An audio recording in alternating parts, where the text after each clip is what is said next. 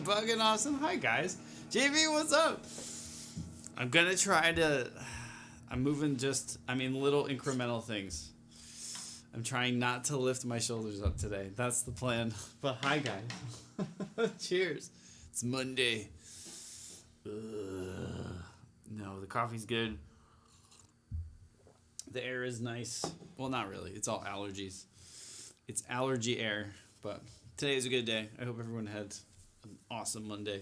What is today? May 15th? I think. I hope you had a good May 15th. That means we're like halfway to June. That's wild. It's crazy. Crazy. It's flying by. But I'm going to lower probably this tom a little bit. I don't know. I'm messing around. We're just trying some stuff. And then we're going to dial in the ride cymbal. But maybe I'll leave this one here for a second just so we can see like heights. You know, this isn't too crazy. But with some of these exercises that we're doing, I'm having a hard time going, you know. I know you're like, just get good, Dan. JB's like, just do it. Just do it better. This is better. I can hit center there. Let me move microphones because I did move the toms a little bit, just like a little bit.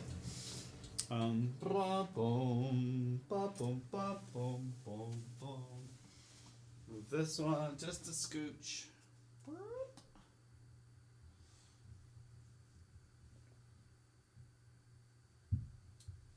Phase should be fine. I'm not worried about phase.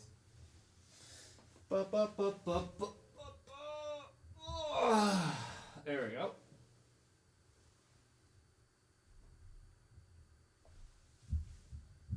We'll see how that is. It's just a little bit.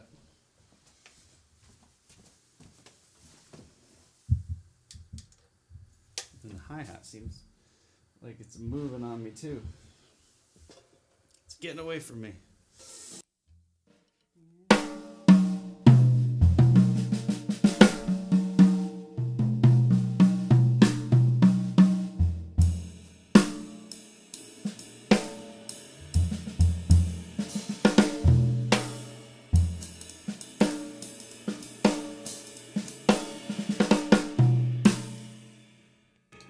So we're going to switch to the overhead now. Now, I've been playing like this.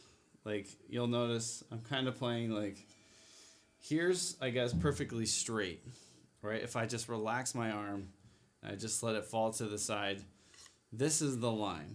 I know it's kind of hard to tell because that camera's at an angle, but it shoots off like here, right? So I'm going to see today, we'll bring it, I mean, this is maybe as close as I can get. Maybe here. I don't want to get like too close, but that's way too close. Oh, that's so close. Let's see. I need that 18-inch kick drum, right? I need to get small. Boom, boom, boom, boom, boom, boom, boom, boom, boom, boom, boom, boom. I have a Frank Sinatra in my head. I'm going to try here today, just to see.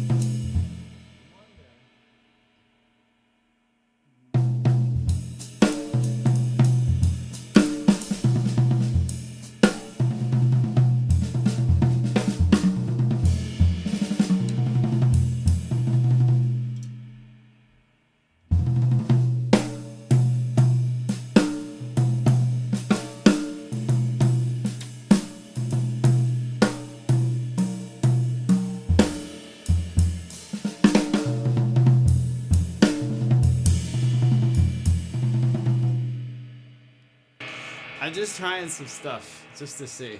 This feels good. I know it's high, but we'll see. We'll see. Rave, what's up? Hello. What did I raise it up yesterday? I think a little bit. Just I'll bring it down just a scooch. Whoops. That might be more than a scooch.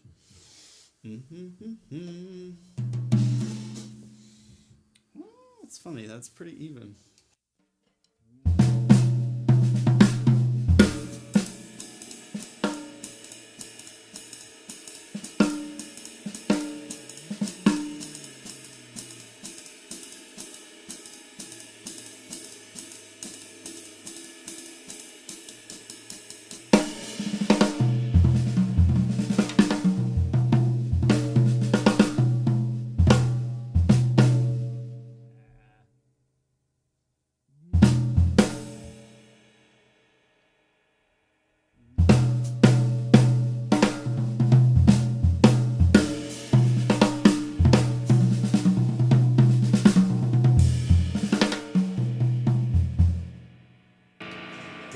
Getting there. Just trying a new setup today.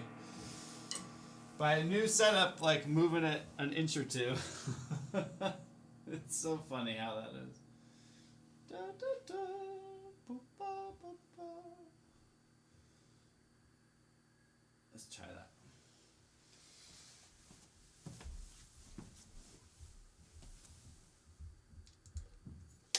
And then again, we'll have to check phase. And we'll get to work.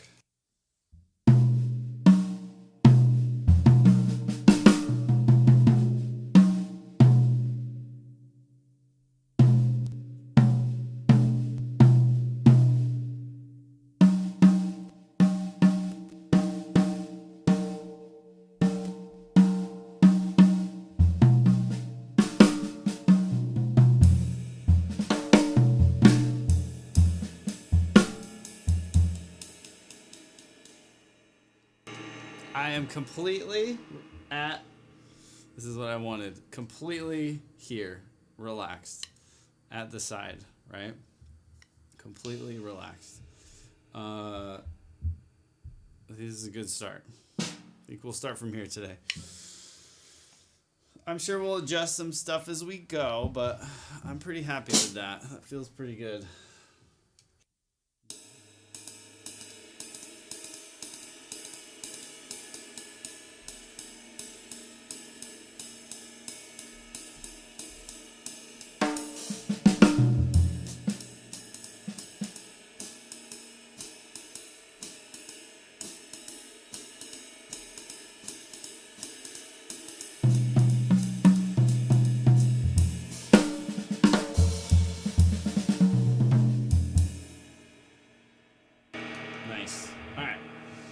We'll get this ready. Did anyone who called me? Just make sure it's no one important. Sorry guys, just making sure it's not. That's weird. Okay. Yeah, we're good. I don't know who that is. Sorry. Whenever it's like a local number, I'm like, wait, what? Who's calling me? We're going to be doing some more up-tempo stuff. And we're going to go to 100 just like yesterday. I'm going to be trying, again, I'm going to leave this cymbal up just to, I don't know. I'm still figuring out what I like cymbal-wise, what I don't like. I really did like how that 20 feels though, so we might eventually go to that today. I mowed the lawn last night after Mother's Day celebrations. Mike is here. Mike, how are you, dude? Sorry, I just saw your YouTube thing. I'm messing around with toms and up-tempo stuff, but Mike, hello. I just watched you play today. That video you posted from when you were in the studio a few months back, it was very good. Hi, Mike. Cheers. Yeah, these are essentially, I mean, they're like German Gretches, right? They're German Gretches.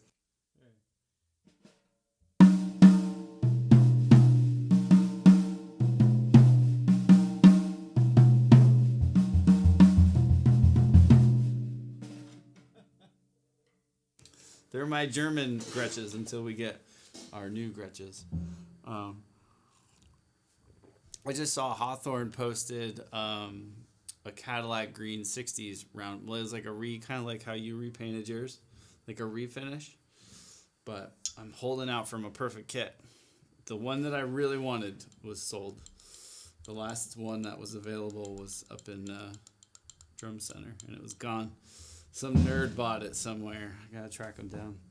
But I mowed the lawn yesterday, and my iPhone headphone adapter, I gotta go grab it before we type in the metronome. Mm-mm. Oh, the coffee's so good. I needed coffee. I didn't know how bad I needed coffee. The German Gretsch. I mean, it's round over bearing edges, die cast hoops. I think it's a lot more plies. I think there's 7 plies. But yeah, it's essentially, I don't know. It's the closest thing I can come to it right now. They do sound nice though. But Mike, you gotta come visit. Whenever you're in the area. There's some really good drum people not to come see me for your thing, but just to come visit the area. There is like Junkrat drums. Do you know who that is? I think it's Junkrat. There's a lot of like really Hawthorne Drum Shop, Pocket Percussion. There's some really cool places here in Pennsylvania. And then like Woodweather and all that in Massachusetts. There's some really, really neat little drummy things in this area. So if you ever want to come and need a place to stay, we got the room. Feel free. Make a road trip. Because where I live, it's kind of neat. It's probably like where you are. Like you can get to all these little towns within, like everything's like 2 hours away. But from where I live, Philly's like 2 hours. New York's like 2 hours. Woodweather would be probably like 3 to 4, depending on how fast you drive out towards Massachusetts. But there's some great places up in upstate New York too. So it's like a perfect little area. It's a quick like drive places. There's another one called Dale's Drum Shop in Harrisburg. That's a very nice place too. So we got like all these like little drummy things in the area. Let me go grab my adapter though. My kids are running above, and then we'll get working on going fast. I'm all warmed up, kind of. Actually, I'm going to need this so I can see in my basement. I don't feel like turning all the lights on.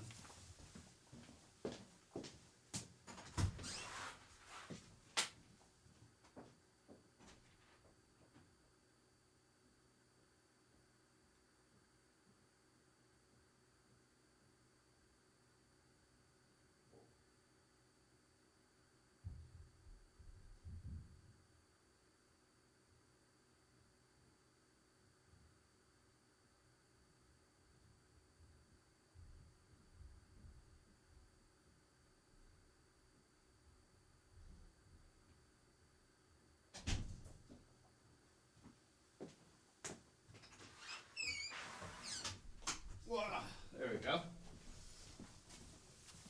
Let's get some lens flares. Pooh. Nope, not doing it. All right. I just needed this little wiggly guy.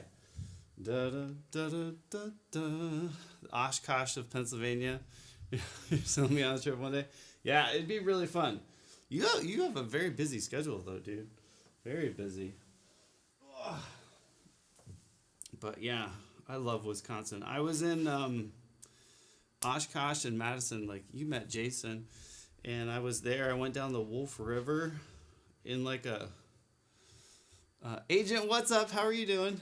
Down like in a raft, like a bunch of like there was a whole raft with just beer in it. It was pretty wild.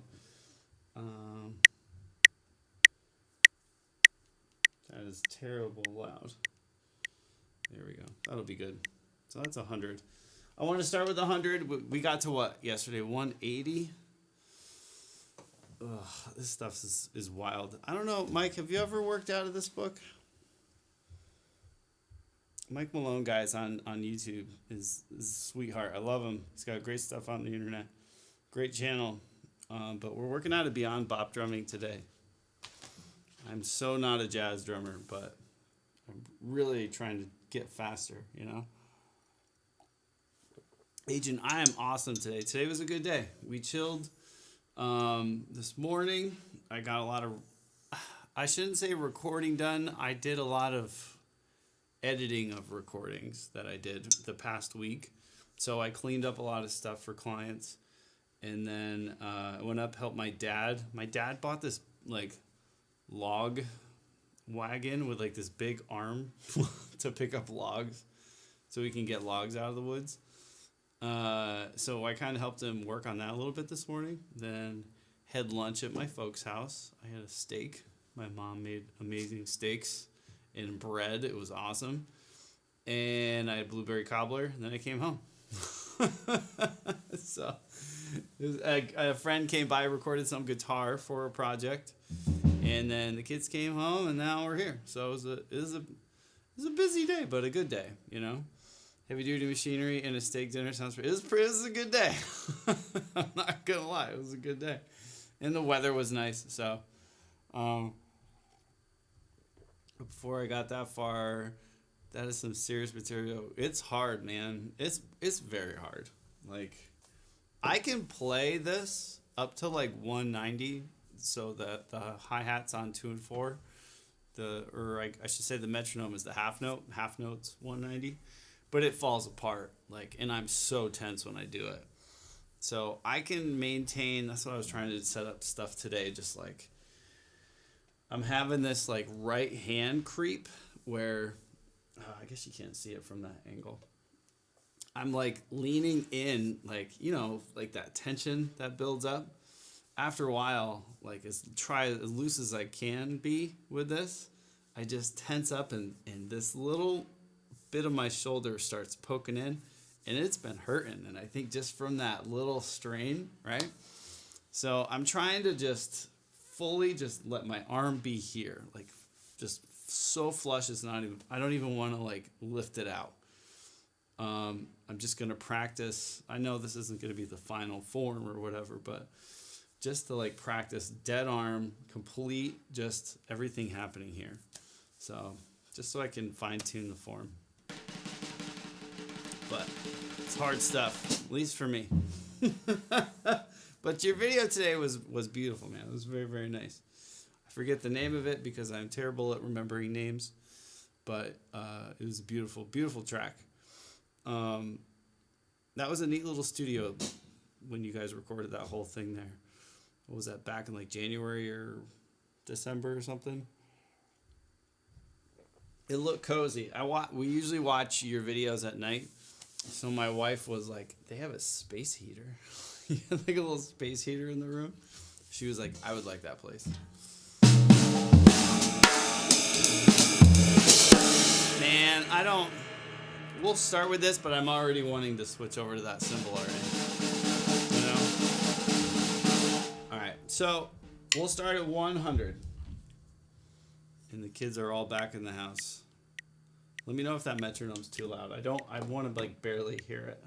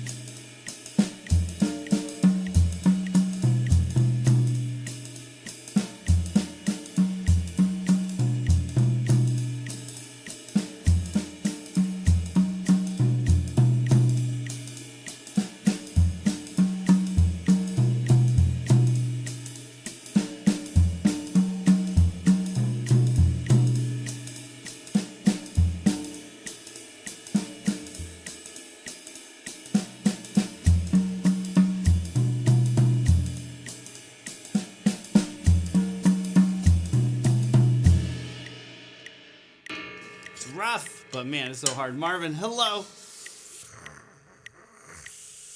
We're gonna go to 110. We're slowly just gonna keep going up. I think it was what was it yesterday? 150 when I couldn't do that second page.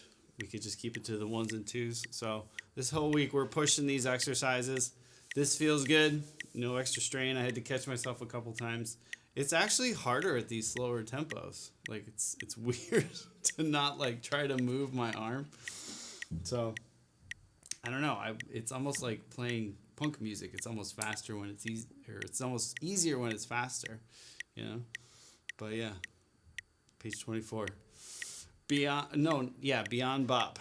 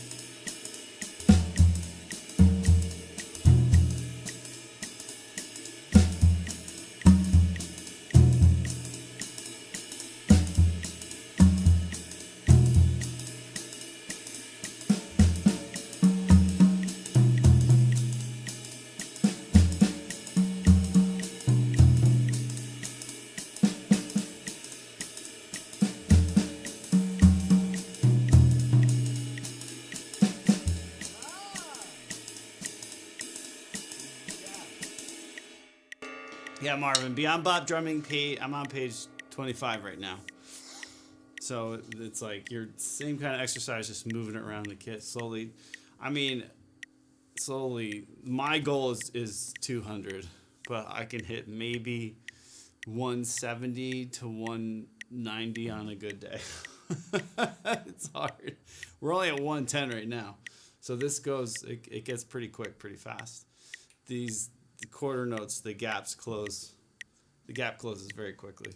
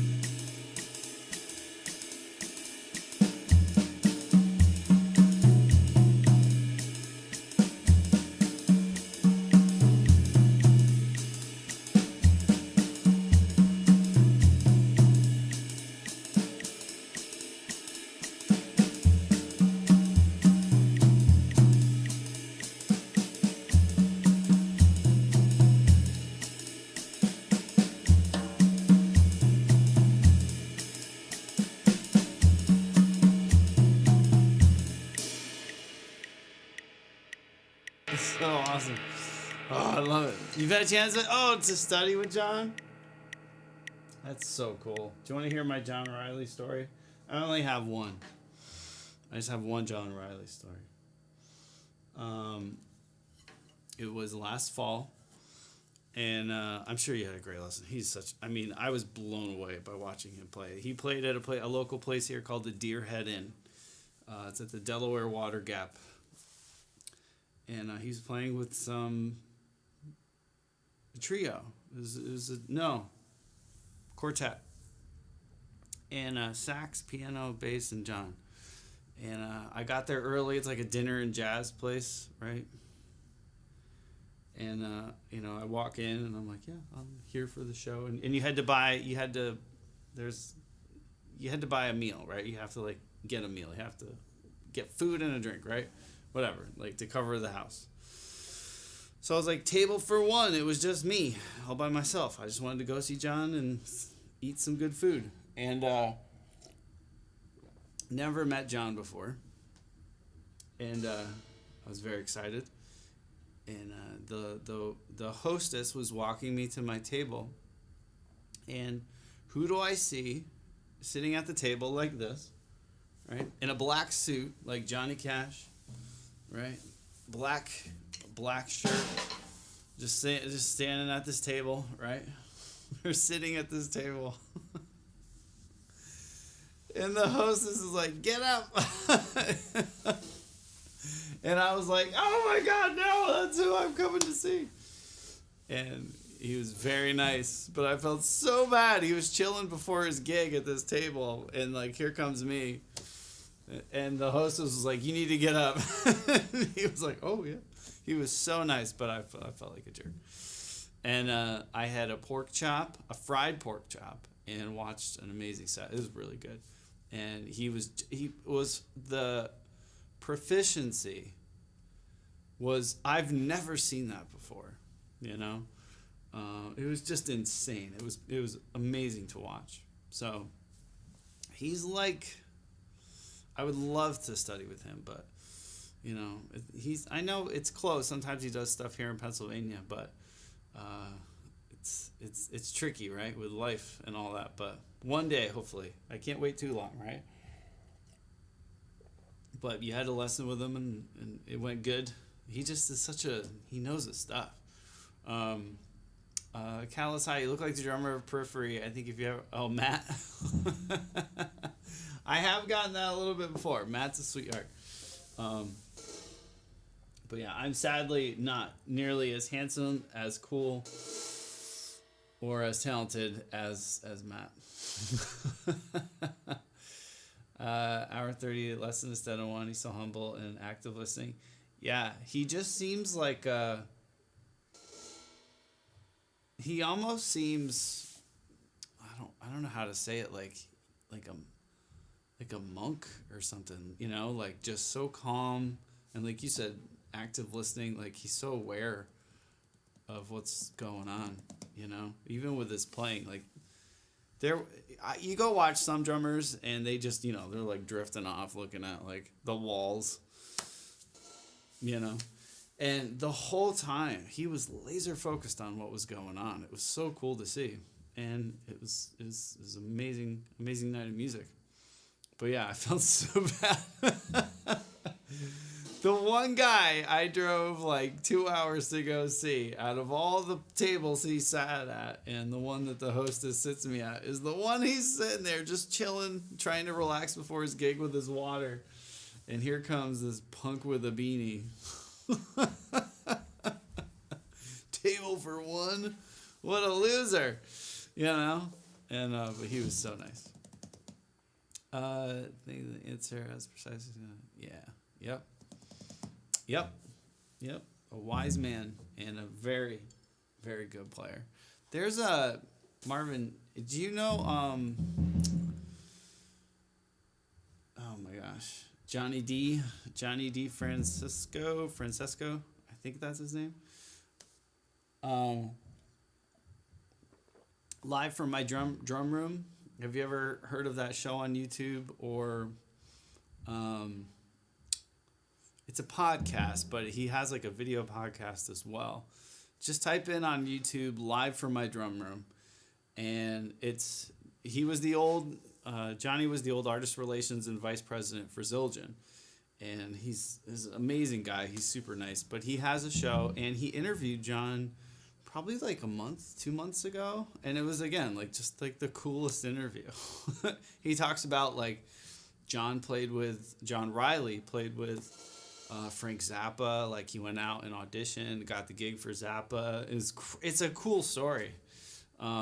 After Vinny, so you got to check it out. It's wild. John DeChristopher, yeah. Who did I say? Johnny DeFrancisco? I don't know. I don't know what I'm saying. But yeah, John DeChristopher. Johnny D. Yeah, he's a sweetheart.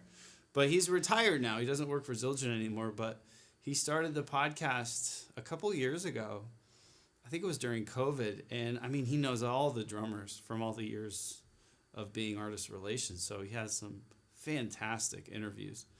The one with John Riley's really good. All the if you type in tribute to Charlie Watts, those interviews are great. Like Jim Keltner's on there, and there's some great interviews.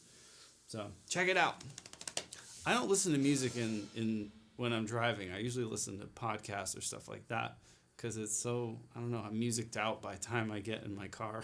Like I don't want to hear any more music, So I enjoy shows like that where it's just talking. But let's go to 120. So we're gonna be, at least for me, we're starting to cross that threshold of like the swing starts to turn straight, Still swung, but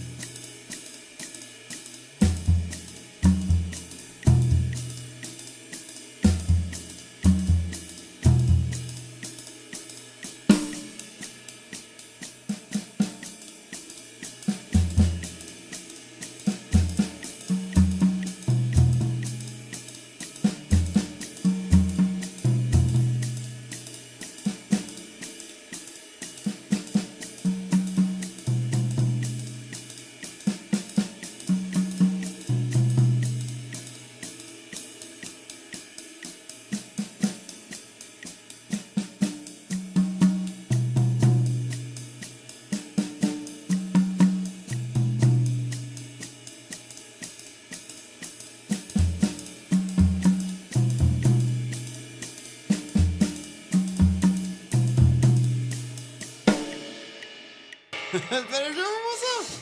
You just put a video, dude. I love your videos. They're great. No, it's funny. I mean, we've been touching on up-tempo jazz stuff for a while, but I'm really starting to get a little more into it the past couple weeks. But we're working out of this one today. Have you ever tried this book? Heard this? Beyond Bop with Jonathan Riley.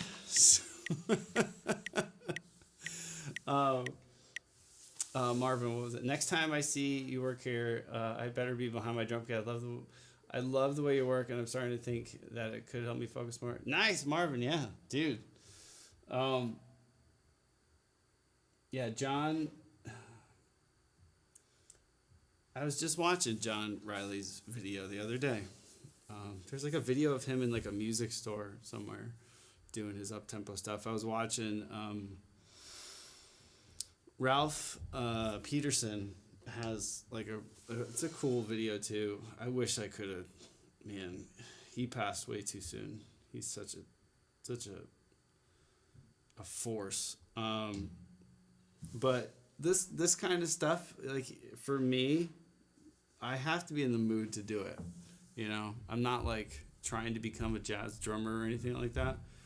But the technique behind it and I don't know, like I'm noticing like the comping that I learned, you know, just like basic normal tempos, it's completely in a different dimension with these faster tempos. Like it's like you got to learn how to comp all over again to kind of go against that pattern as it gets faster. We're only at 120 right now. Like I said, when you get up to like 170 for me, then some of these get like way nuts, right? Some of them I can't do. That'd be really fun. Marvin. And if you have this book, have you tried like the hi-hat stuff? That's freaking nuts. And I don't know. John has a new book out too, Marvin. It came out like 2 months ago.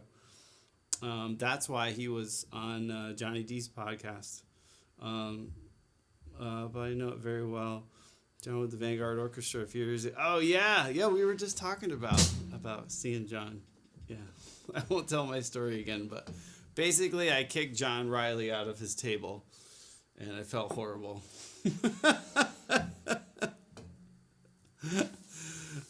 I felt awful. It was so bad. I went to go see John play, and the hostess is sitting me at my table. Better Drummers on YouTube, guys. He's a very cool dude. He's sitting at his table, like all chill, about to play. And he's got like a black suit, black shirt. He's like Johnny Cash, right? He looks just so cool. And he's sitting there. He's got like his water with a cucumber or whatever in it. And he's just sitting there, and the host is like, "You have to get up." And I was like, "Oh no, I came here to see this guy play." And he was like, "Oh yeah, so kick me out of my table." And I was like, "Oh my God, no. No, don't hate me." He was very nice though. He was very nice. But Kitsune, hi, how are you doing? But I want to get Beyond Bop now. Beyond Bop, yeah. Some of this stuff, like I said, I have to be in the mood for it, or else I don't know. It won't work. Red Ruler, hello. It's good to see you, fellow humans. You make it sound like maybe you're a robot, Red Ruler. You're like, "Hello, fellow humans," right? What's that meme from 30 Rock? Hello, fellow kids. I love that. But hello, it's good to see you. Your setup is so chill. Yeah, we're chilling. This is my quiet time, right? But it's great to see you. Hi. Marvin, I come from a punk rock metal background. You know, like I toured, I don't know, early 2000s until probably 2015. I mean, I was a rock cat, pop, country, drummer for hire kind of stuff. And I did like, bands and stuff, Warped Tours and all that, early 2000s. So right now what I'm really into is just like, I really don't know what I'm into.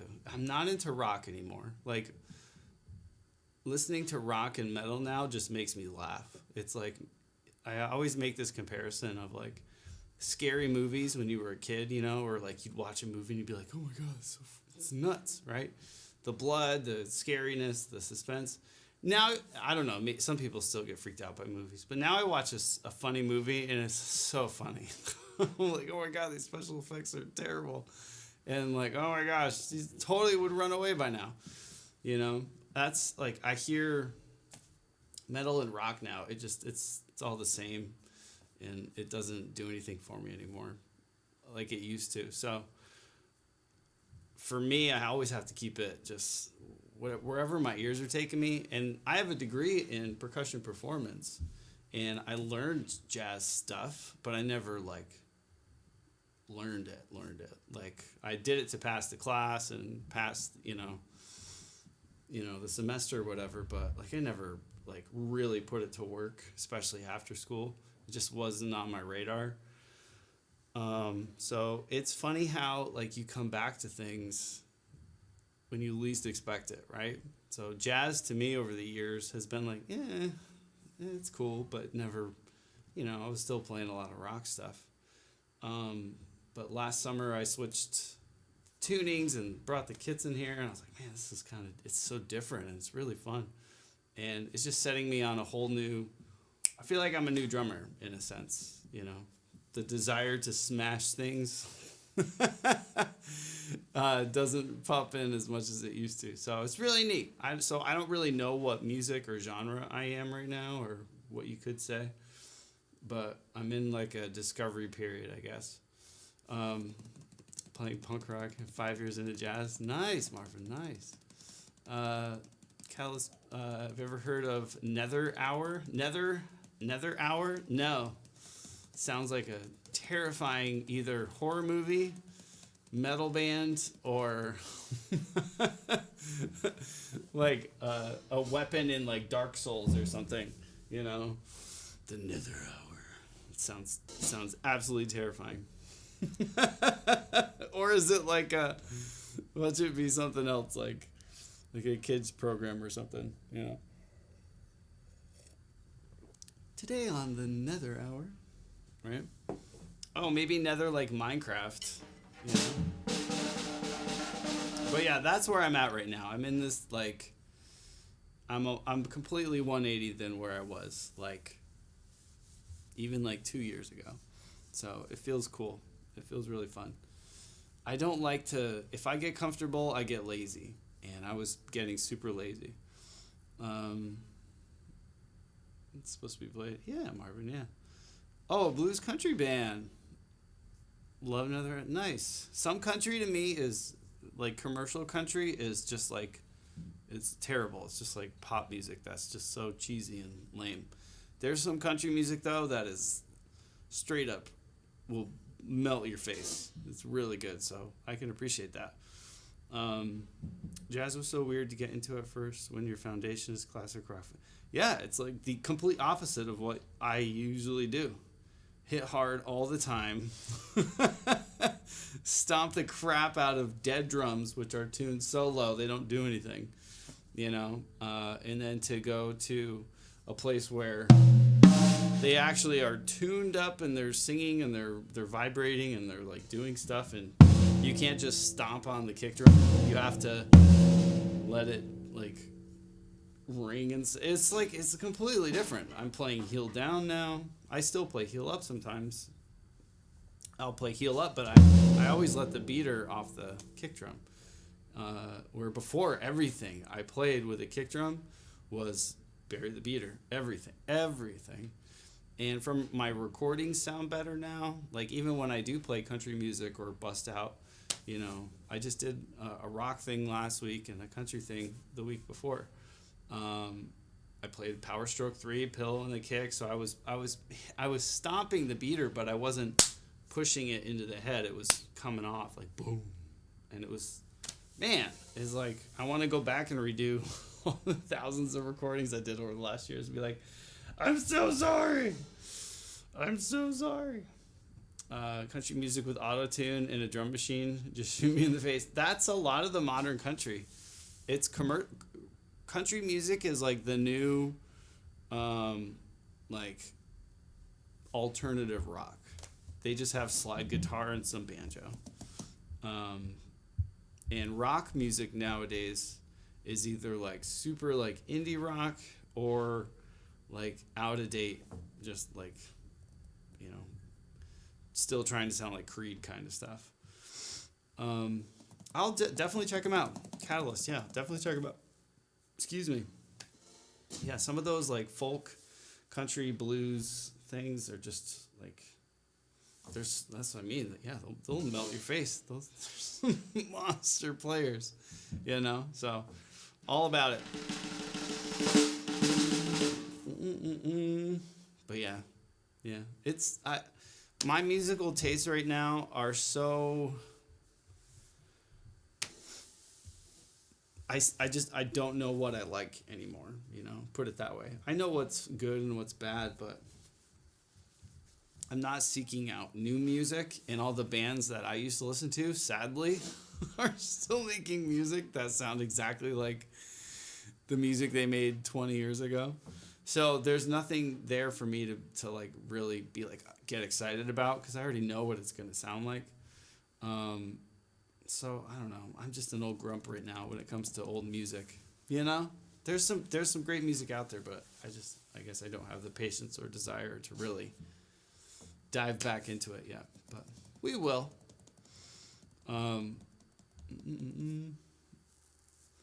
Yeah. So when you find it, right, when you're in the thick grass. But you know, there's so much music out there right now. It's almost intimidating, right? There's so many new things every day. It's like, oh my gosh. And if you can rely on the algorithm to kind of show you some cool stuff. And most of the music platforms do have some pretty cool, like, suggestive things. But still, think of all the things that fall through the cracks that you'll never hear that you would probably love to hear. You know? But, Bommel, hello. Am I saying that right? Bommel? I hope. Please correct me. Please. I'm terrible. I'm just a drummer. I can barely say my name. I can sometimes count to 4. But, yeah. All right. So we were at 120, right? We finished 120. We'll go to 130. 130. We're working out of Beyond Bop, Drumming by John Riley. We're on page 24 and 25. This whole week we're kind of just pushing tempos. I moved some stuff around my kit to make it a little more ergonomic. Look at me with the big words. I think I said it right. Ergonomic. So I moved this in and over so it's a little closer. So I'm not straining to do that, which is cool. I felt like I was like, huh, and I was tapping over here. See all these bad marks? You want marks here, right? These are the good marks, not over here. Ergonomics.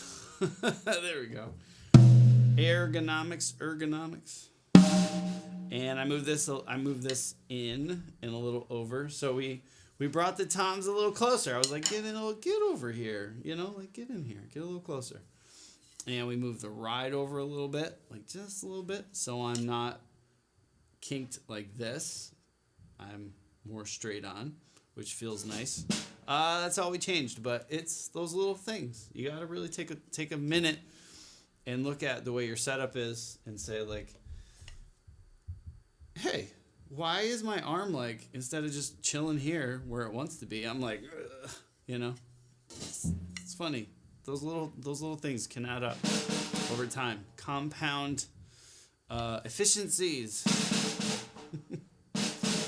You know, lower your energy bill, guys. Change to LED whatever. I like to set up in front of me like yours is today as well. Yeah. Well, I mean, if you have a big kit, I used to play with like 2 toms. So I mean, there's times when you know, I had guys. I'll be the first to admit. I had a 3 tom rack system, so it was just like I had crashes all over, splashes. I had a percussion section. So embarrassing. But you know, we all go through those phases. Now I'm like, yeah, if I have to turn, I'm like, oh my god, ugh, you know, my back, hurt myself. How much did your mics cost, including the room mics for the cymbals? I couldn't tell you. Catalyst. I'm using an R88 as an overhead. That's like 2,200. The two 414s you're probably looking at like $3,000, maybe a little more. Snare mics, probably 400 or 500. And the kick mics like 400 or 500, and the two room mics are probably 800. I don't know. Many monies. I sold a lot of drugs. I'm kidding. No, honestly, I just played a lot of terrible songs. That's the truth. I don't know what's worse, selling drugs or playing bad music. But you gotta do what you gotta do,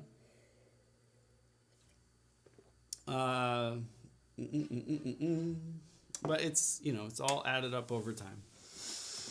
Sorry, hello, drugs are bad. Okay. How's your day, dude? My kids will, every now and then, we're like, don't do drugs. And they're like, coffee's a drug. And I'm like, shut up.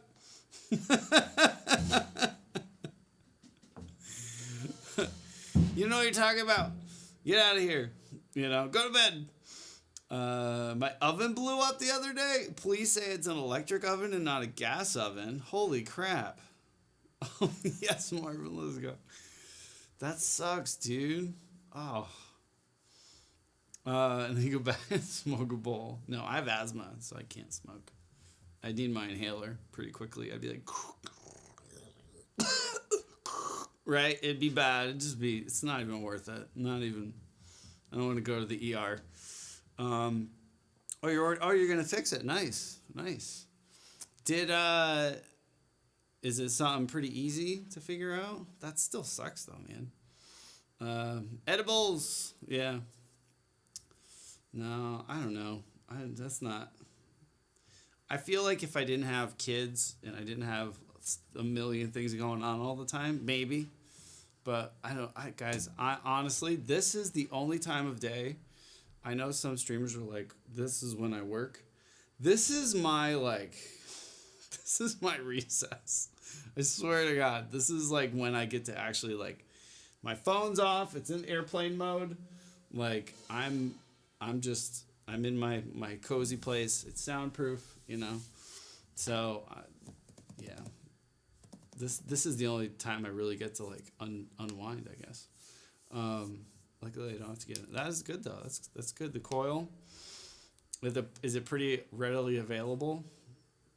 I have 3 kids. I have 3 boys.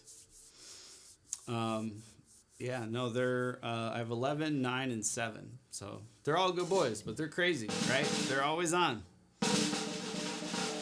Even when they're sleeping, they're like sleepwalking and waking up. They're always doing something. So yeah, I got to be on my game, No downtime. Too busy dadding to get. Yeah, right.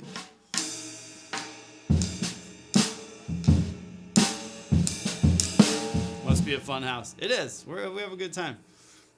A lot of things are broken, and like I said, it's always chaos. Like something's always happening, but I wouldn't have it any other way. They're good boys. They're fun. And right now they still like me. They're almost teenagers. There's gonna be a point where they're just gonna be like, Dad, I don't want to play Fortnite with you, Dad. And I'll be like, oh. Like, come on, man, you gotta carry me, But right now, they're cool. Right now, they like me. They want to go to the movies with me. They want to do stuff, But as they get older, there'll be a period where, Dad, oh my God, Dad. Pretty cool, right? Sorry, I'm a pretty cool dad. Pretty cool. I roll up to school, I'll be like, yo, what's up, bruh? Less and less around the house. I'm not cool anymore. Yeah, it happens. But then you'll be cool again. It all comes around, right? Circle of life. What is it? Cats in the Cradle? That song? Little boy blue and the man in the moon. But you gotta spend time with them when they're young. You know? That's why, honestly, that's why I really don't want to tour and stuff right now. And why I made that decision. It's like, I don't want to be away, you know? Like, they were only this big for a little bit. They're only this big for a little bit. They're only this big. They're going to be this big for a long time. You know? They're going to be like way up here, and I'll be like, oh my God, I'm sick of you. I'm going on tour. You know? Like, Dad, can I have some money? I'll be like, I can't hear you. I'm on tour, and I'm deaf. So, Marvin, have a good one. Happy listening. So yeah, we're enjoying the age right now. Yeah, it's good. It's really fun. I have money for this thing. Yeah. We're already there. Did I tell you guys about? We'll play here in a second. But the Mother's Day thing. They woke up Sunday. Some of you have already heard this, so sorry for repeating myself. But the kids all woke up at 6 a.m. and they cleaned downstairs. They cleaned the kitchen. They cleaned like the table, the living room. They dusted. They made coffee. They made breakfast for Mom, and all that stuff. And we woke up, and I was like, man, you guys, that's so cool. Good job. Good boys. And they were like, yeah. My oldest was like, you owe us $15. $5 each for cleaning up for Mom for Mother's Day. I was like, wait, what? I'm like, straight up. Kid handed me an invoice. Yeah, whatever, Dad. It's $15. I was waiting for him to say, like, you can Venmo me at, like, Fortnite, bruh, 180. I was waiting. Did he get the 15? No, he didn't. I was like, dude, you think I have $15 on me? You're crazy. I actually didn't. I don't have any cash on me. My wife took it all. So... True story. I was like, you can go get my wallet, but do you take debit cards? I did actually tell him, do you take debit cards? He's like, I'll take your debit card. I'm like, you won't be able to use it because it's my name on it. He doesn't get that yet. So he's like, wait, what? I'm like, you can have it, but you can't use it. So yeah, he needs to work. Yeah, he's going to be, he's either going to be like a really nice philanthropist, helping people with his like good business practices, or he's going to be screwing everyone out of like mortgages and like their retirements. He's going to be one of those people. He's a little shady. But Baki, hi. Yeah, he's got it. He's all business right now. He's all business. It's kind of cool. Basically the same thing. Yeah, pretty much. Right? It really is neat to see like all your kids and their different personalities. Like they're all different, right? It's so wild. My middle son wants to live at home with us forever. He's like, I'm just gonna live with Mom and Dad. That's awesome. And my oldest is like, I'm gonna live in New York and I'm gonna work at this business thing. And my youngest, he's just like, he doesn't. He's so like, Mom. It's cute. So who knows? He'll probably be a supervillain or something.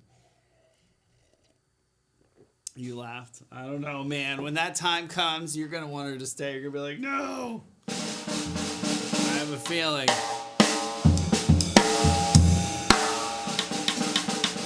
Right? Oh. All right. Should we try 130? You can all laugh at me. Be like, oh, Dan, that's adorable. Look at you trying to go fast.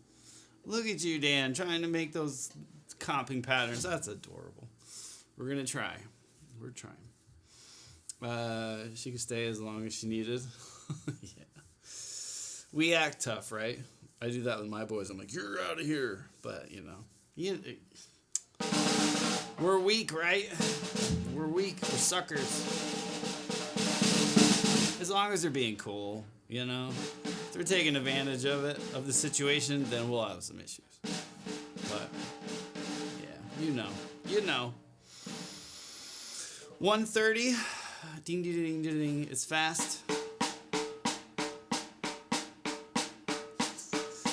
It sounds like how you don't want your turn signal to sound, right, Baki? You're like, oh man, I better make an appointment to go see Sorry. it was a potty month. Oh. So we're at the stage. Last thing, our kids don't have phones yet. They all want phones, obviously. They're like, so-and-so has a phone, right? I'm like, you're in first grade. And it's true. Like, there's these kindergartners walking around with, like, iPhone 20s from the future. It's crazy. And so I get it. Like, you know, I'm like, you don't need a phone. But we are going to get, like, a phone to have at the house, like an emergency, or if they're out with their buddies running around the field or over at a friend's house. So we're getting to that point where, you know, like, all right, you can take a phone with you. It's not your phone, but it is kind of your phone, but it's not, you know. So we got to get into that realm, and it's getting crazy. And before I know it, they'll be like, Dad, give me your keys. You know, they'll be driving, and I hear it happens quick. So I'm trying to stay on top of it, but there's a point where it's like, I give up. By the time our youngest is that age, I'm going to be like, dude, whatever, here's the keys. Whatever, you know. It's so there's a lot to it, you know. Here before you know it, yeah. That's what I mean. We're still enjoying the period right now where they like us, and all they complain about is being hungry and not being able to play video games all day. I can deal with that, you know. I can deal with that because I'm like, dude, I invented that. You merely adopted complaining about not playing video games. I was raised in it, right? Well, you do that all day. All right, 1:30.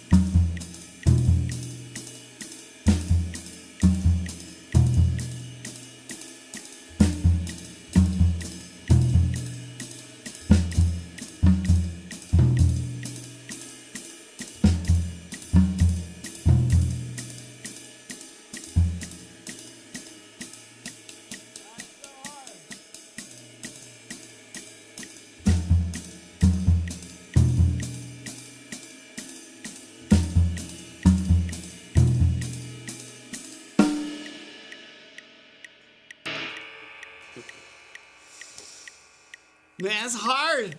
It's hard. I'm so like it's tense. It's bad. It's bad. I shouldn't be tensing up. I should be able to play this like all day long and be like, oh, I'm trying to do a good Stewie. I can't do a good Stewie from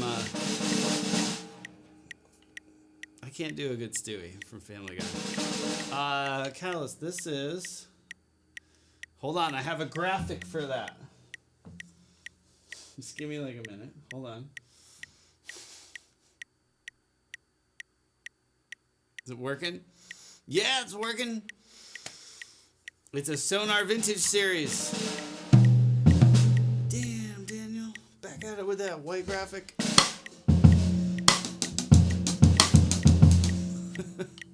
Going for the symbols, too.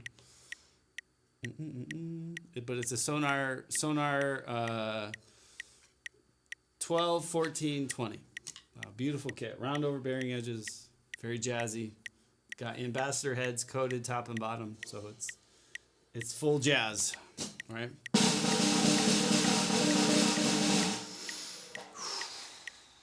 This next page is going to be hard. Page 25. I think yesterday we got to 150 and I couldn't play page 25 anymore. I could play page 24 up to 170, but I couldn't do I couldn't. I started falling apart. I'm all fancy with them overlays. Down, Daniel. Do you remember that? Some of you remember that. I had before I knew what a meme was, I was teaching at a music school, like a college. And, people were like, oh, memes. And I was like, what are you talking about, kid? I didn't know. I didn't have time for that. And these kids would come in, they'd be like, damn, Daniel. I was like, excuse me, kid? Excuse me? And then I got it because someone showed it to me. But this was that was one of the first, cool, viral things, right? Was that, 2009 maybe or something like that? Back at it with the white Vans. I think it was 2009. But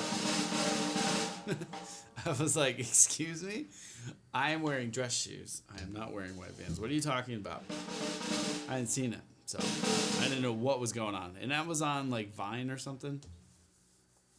I didn't have Vine. I wasn't cool. It was not cool. I was on MySpace. I was sending out those invites come check out my band, play at the Roxy. On MySpace. I didn't have time for Vine. Too crazy. MySpace was cool for a little bit. For a minute, yeah. For a hot minute. It was cool. There was a period where it was all the cool kids were on MySpace. And then it was just bands that were trying to get you to come to their shows. This is the truth. It went MySpace was really cool. Then Facebook was cool until all our aunts and uncles and grandmas hopped on, our parents. And then everyone went to Twitter, and then Vine and Instagram and all TikTok. But yeah, MySpace was cool. It was cool. 2003, 2004, around there. It was cool. It was cool. It's a cool thing. 2005 it started it was just it was not cool anymore. And Facebook was cool. Facebook, it's so funny when MySpace was bumping, Facebook was lame. Everyone was like, ugh, and then everyone went to Facebook. I never went to Twitter. I joined my parents with the old Facebook group. Nice. I still have friends who love Facebook, and they're not I just can't. I don't know. I think I was too far gone. I'm friends with a lot of I'm not saying it's a bad thing, but back in the day when Facebook was again popping off, everyone's signing up and all, you're connecting with your high school friends or whatever. And now they're all I don't want to be mean, but they're all boring people. So they just post pictures of their kids, soccer games. I don't care. We all know how that ends, right? Your kid's not going to become a soccer player or a baseball player, or probably not. So it's just. So I log in there sometimes and I'm like, ugh. So I like Instagram because I follow a lot of cool drummers and stuff. So at least if I'm on social media and I log on, I'm like, oh, that's cool. Oh, that's awesome. I get a little dose of inspiration. But the app that I check the most, what would be your guys' number one app that the first thing when you unlock your phone, you open up? Reverb. The Reverb app. I love that app. It's so good. I'm following all these drum names and symbols. So when something pops up, I'm like, oh, let's go. I can't buy any of it, but it's really fun just to see what is available and I love that stuff. I love it. It's so fun to look at like gear. But I remember bedazzled MySpace pages with all kinds of bling and music players. Yeah, that's right. Oh, that's right. Yeah, you could like customize them. The keyboard doesn't click. Oh, dude, you're good. Callus, you're good. The fact that you apologize for something that like that, you're good people in my eyes. Reverb. Oh, you have listings on there, Agent? Yeah. Yeah, nice. No, I'll show you my reverb. I have to get off airplane mode. My reverb. Yeah, here's my feed. I don't know if you can see it. I'm looking at old like Kurop's, old K's. I follow a couple drum shops. That's Hawthorne, like that's Woodweather.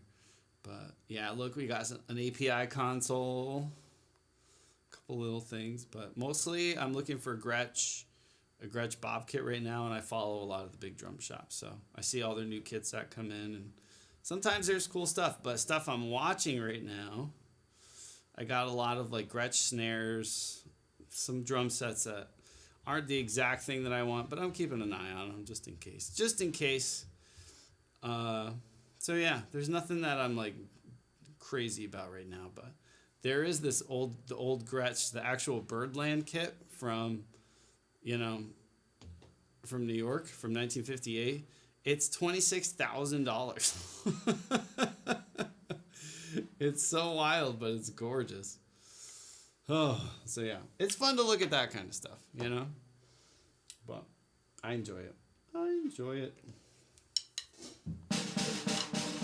What's Reverb? Facebook for me? Yeah, reverb.com. You should check it out. Or don't. If you don't want to spend money, don't go there.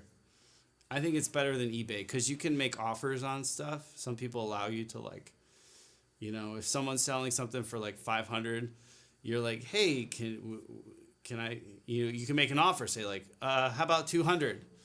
And they'll just be like, whatever, no. Or they'll be like, how about 350? And you can be like, how about 300? And they'll be like, how about 310? And you'll be like, done. So sometimes you can get some cool deals. It's kind of neat.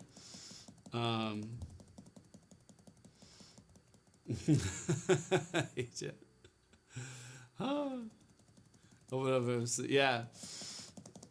Yep, extra wad. Yep, it's a cool app. An Elisa Strike Pro snares on Reverb at the moment. Want to replace my Elisa's Crimson snare with a Strike and then use the Crimson snares. Ooh, that's a good idea. Prices are steep at the moment, so just yeah. Every now and then, check just to see if any of them have make offers, Rave, because sometimes you can find some cool shops that'll just be like, we just want to get this out of here, so yeah, take a deal. It all depends on the seller. Some are like, no. Some you just got to think what's a reasonable cost, But there is the margin for electronic drums isn't that big, Certain things have a bigger margin than others, but electronics right now, at least the drum shops that buy them, they pay a lot for them. So you're not usually going to find a crazy deal on electronic kits, sadly. Just the way it is, That's just the way it is. I gotta practice. You guys are fun to talk to. But I hope you find something. I hope you find it. Every now and then I see something pop up and I'm like,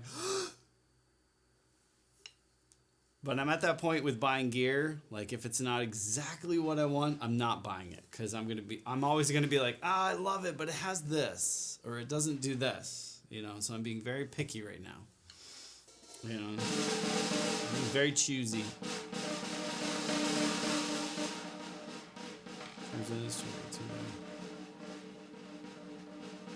It's a hunt for sure. You'll find something. You'll find something, and then you find like sometimes that person that just bought it and just wants to get rid of it. They're like, I bought this, I never played it, I just want it out of here. You know? So sometimes you find some really crazy stuff, you know? Just because people just want it out of their house. They're like, oh, I don't know what I was thinking. It's like people that buy a puppy, you know? They're like, we're going to buy a puppy. But like, I'm going to buy a drum set, yeah. And they get it, and they're like, oh my God, it's so loud, it's huge. It takes up my whole like bedroom. This is crazy. Why'd I buy this? Just to get this out of here. I made a huge mistake. You know? So sometimes, yeah, you find people that just want to, they're just like, just come take it. Come pick it up, please. I want it out of my house. They hate looking at it. It's true. So sometimes you can find some good stuff. Got this, didn't play. Yeah, it'll pop up. It's patience, right? All right, 1:30. Birdland kit. See, it's so bad. Reverb is bad. All right, we're in airplane mode again. Gap click. Top of the page, 25. Top of the page. School us? Oh man, I'm going to be getting schooled by John Riley right now. No, if anyone's getting schooled right now, Rafe, it's me. John's like, that wasn't quite up tempo, Dan. And I'm going to be like, I know, leave me alone. You know? Kirk, hi. How are you doing? Happy Monday to you. I hope someone's having pizza right now. Is anyone enjoying a pizza? A pizza pie?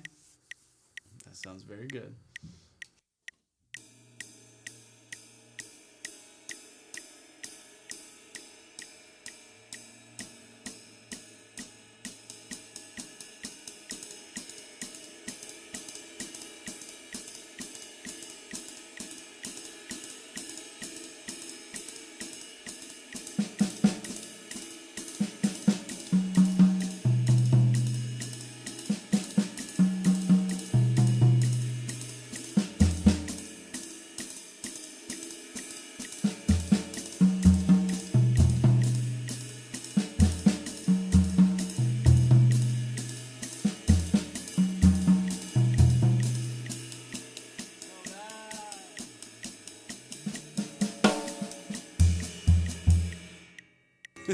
Kirk, you deserve it. You deserve it. You should probably get two so you can have, oh man, pizza reheated the next day in the oven or on an iron skillet with butter. Oh, man.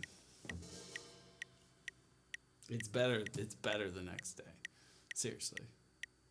I don't care who you are. You get a pizza and you eat it. You eat some of it and then you put it in the refrigerator.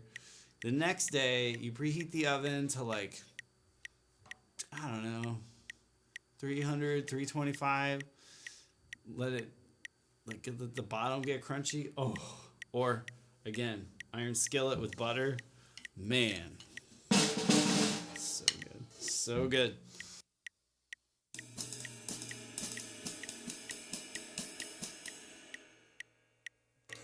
Sorry. Hey, you could build a fire, right, in your backyard. No excuse. You got the stones out there. You can make a pizza oven. I don't want to hear it. Yeah. You should be like, I will conquer nature, right? That's the way. The universe is telling you to get out there and make a pizza oven.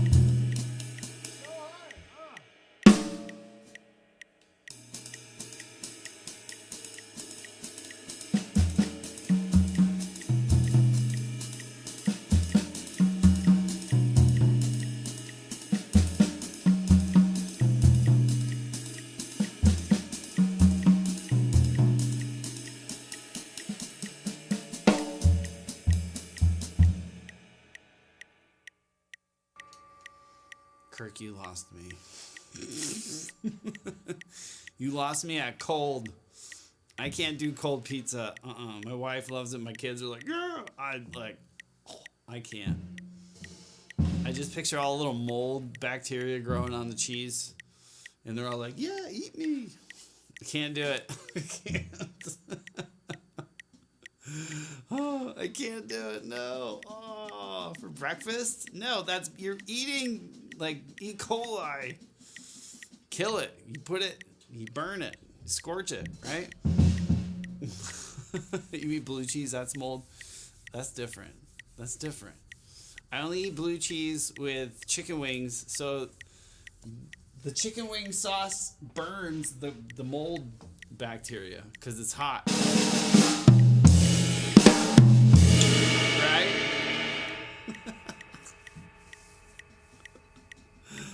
That's my logic. Let me be.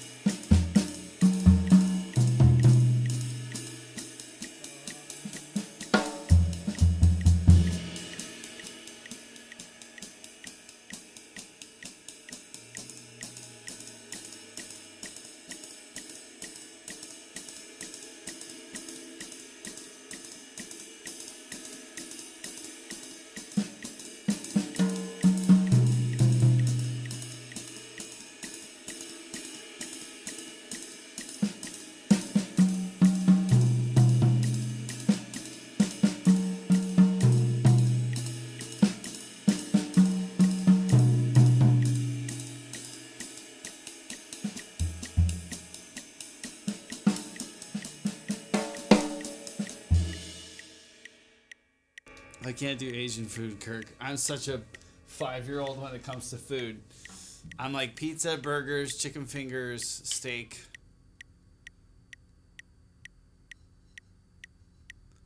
That's about it.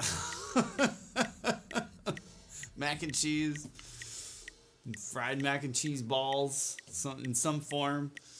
I'm a big baby when it comes to food. My wife hates it because I'm like, oh. So yeah. I'm usually like, pass. No Thai food. Oh my God, no! It's so spicy. Oh no! I'm such a wimp. Yeah, I'm such a bland eater. Meat and potatoes for me. You know, yeah, pretty much. That's why it's amazing. No, it's like trying to murder you when you're eating it. It's like, ugh. It's like I'm going out fighting. I don't want to fight my food. You know. But I respect it, but I can't partake. I'm not finding my speed today, guys. My Roadrunner is taking a break. And going out. That's right, exactly. I don't want to fight it.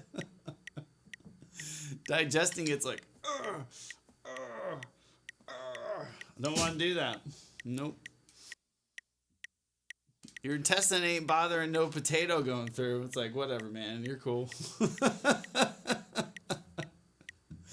You know? It's like, yeah, cool. It's a big potato. Right on. It's going by like, what's up? Your intestine's like, what's up? You know?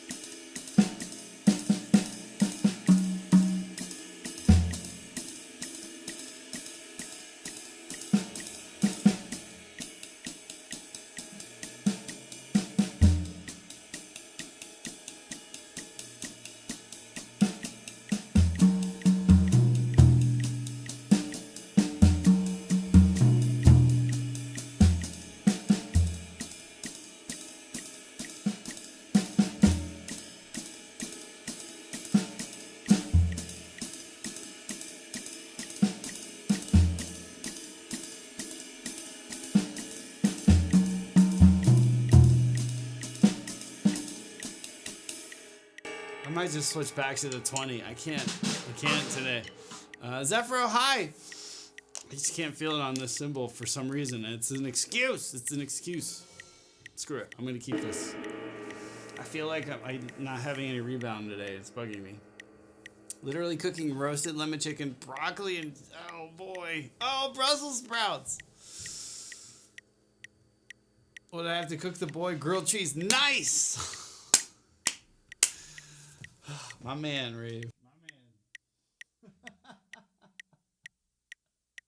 Shout out to Kita and asada taco with habanero. Oh man, that would murder me. That taco would be murder. The habaneros. Yikes. Now the grilled cheese though. Nice. I can deal with a grilled cheese, you know. Oh, that's how you get rid of the flu? A shot of tequila and a asada taco with habaneros? That'll kill the flu, all right. That's true. I don't know what's worse, the virus or the side effects.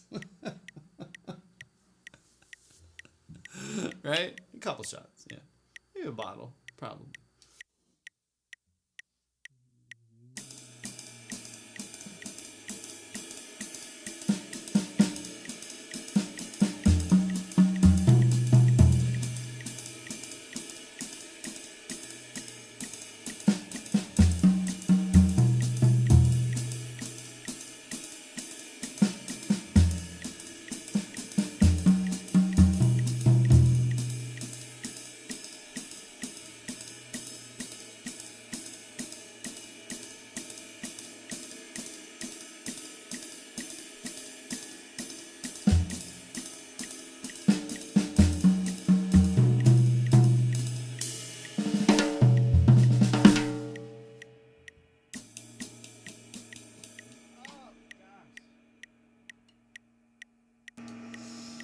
Sip of coffee.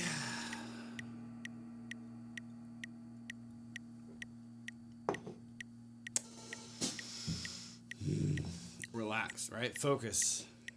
I'm not confident today with my right hand. I'm not committing. So it's very like, I hate to use this word, but it's like half-assed. It's just like I'm not pulling the 1 and 3. I'm not physically manipulate. I'm relying more on bounce than I should be, and it's sounding weak and sloppy, and I don't know. I don't like it.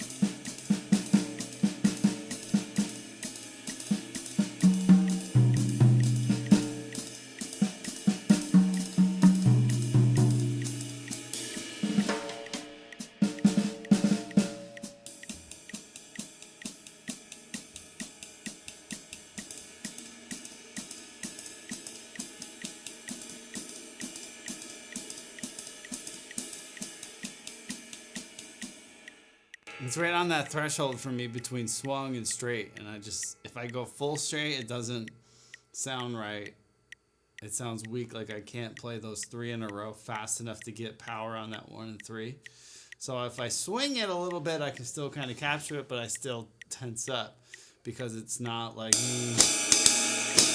but it's not, it's not that. It's like in this in-between zone. 130 to 140 is just a weird place.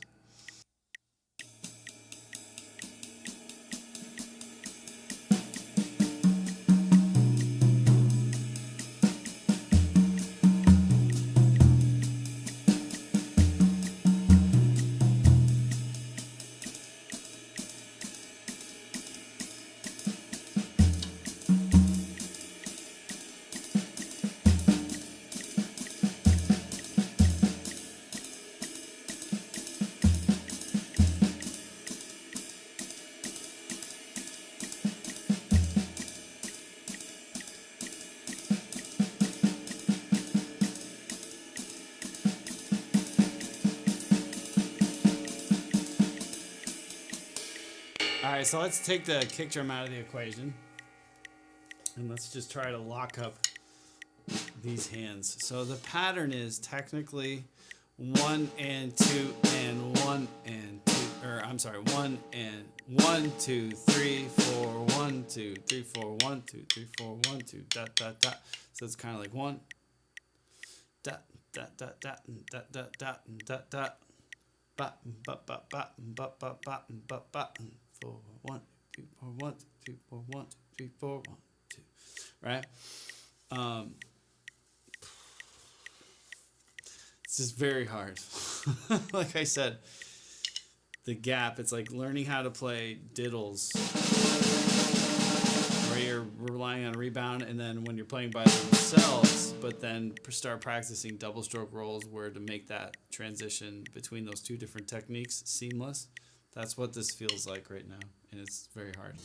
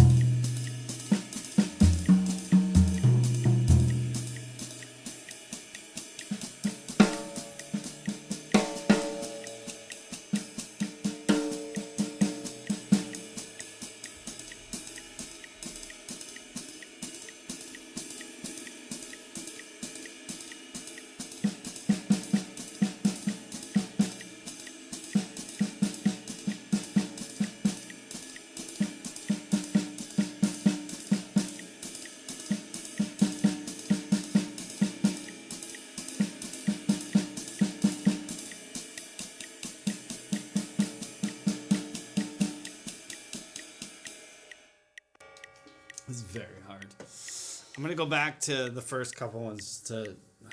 I gotta strengthen my right hand. It's just not. I know if I go to 140 right now, it'd be so much easier, especially if I go to 150 or 110. But this 130, I'm finding is like that one tempo that I just haven't grasped quite that transition yet. So let's go back to page 25, just real quick.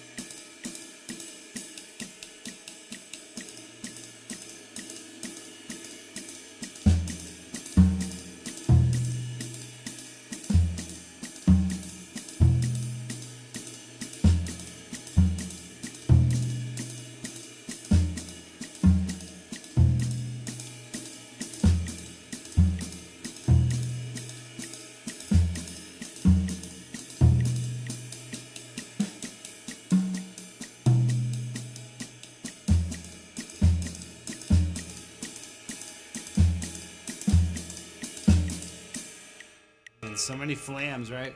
Wish my percussion teacher would have taught us to keep time with our left foot instead of right. Makes it feel hard to break. Try to keep time with my left and my. It's hard, Rave. Yeah. I'm on. Whoops. Let me turn the metronome off. Stop clicking. If I set it for a lefty, if it wouldn't feel more comfy, even though I'm right-handed. Place your finger hand. Traditional grip, right-handed, like a champ, can't even hold the stick. Traditional, right. Are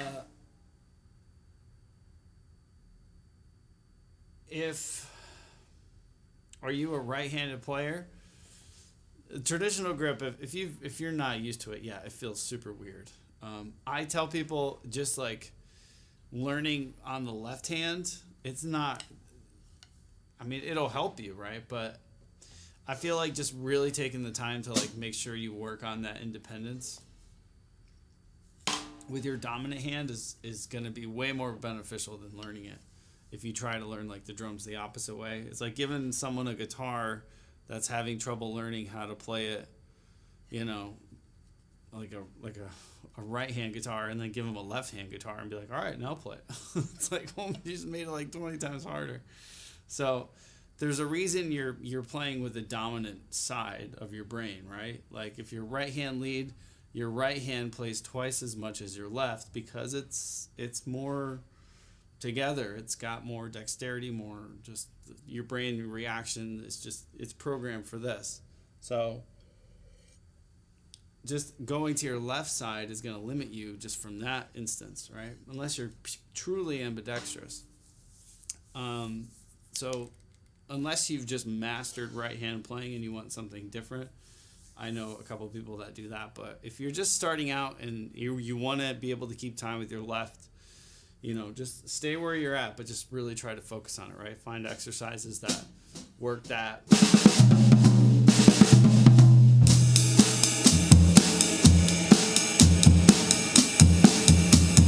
And I like that kind of stuff.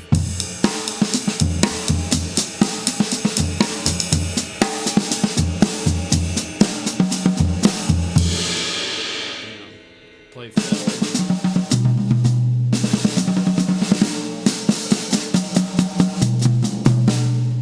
Try stuff like that. But yeah, I wouldn't set up for a lefty. That would probably just make you more frustrated,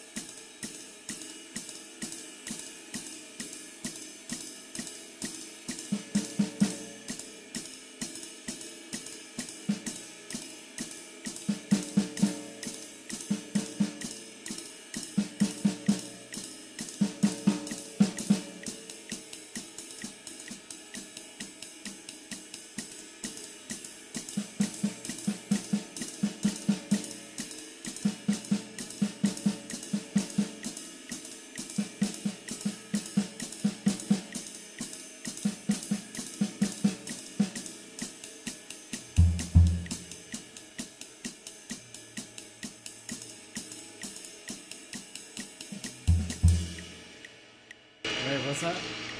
Let me read this. Cringe hat player. My hi-hat is in the center of my kit, not on the side. I cannot stand to cross sticks. Oh, like you don't like your hands. Yeah, no, dude. It's understandable. There's a few people that do that. The thing with the drum set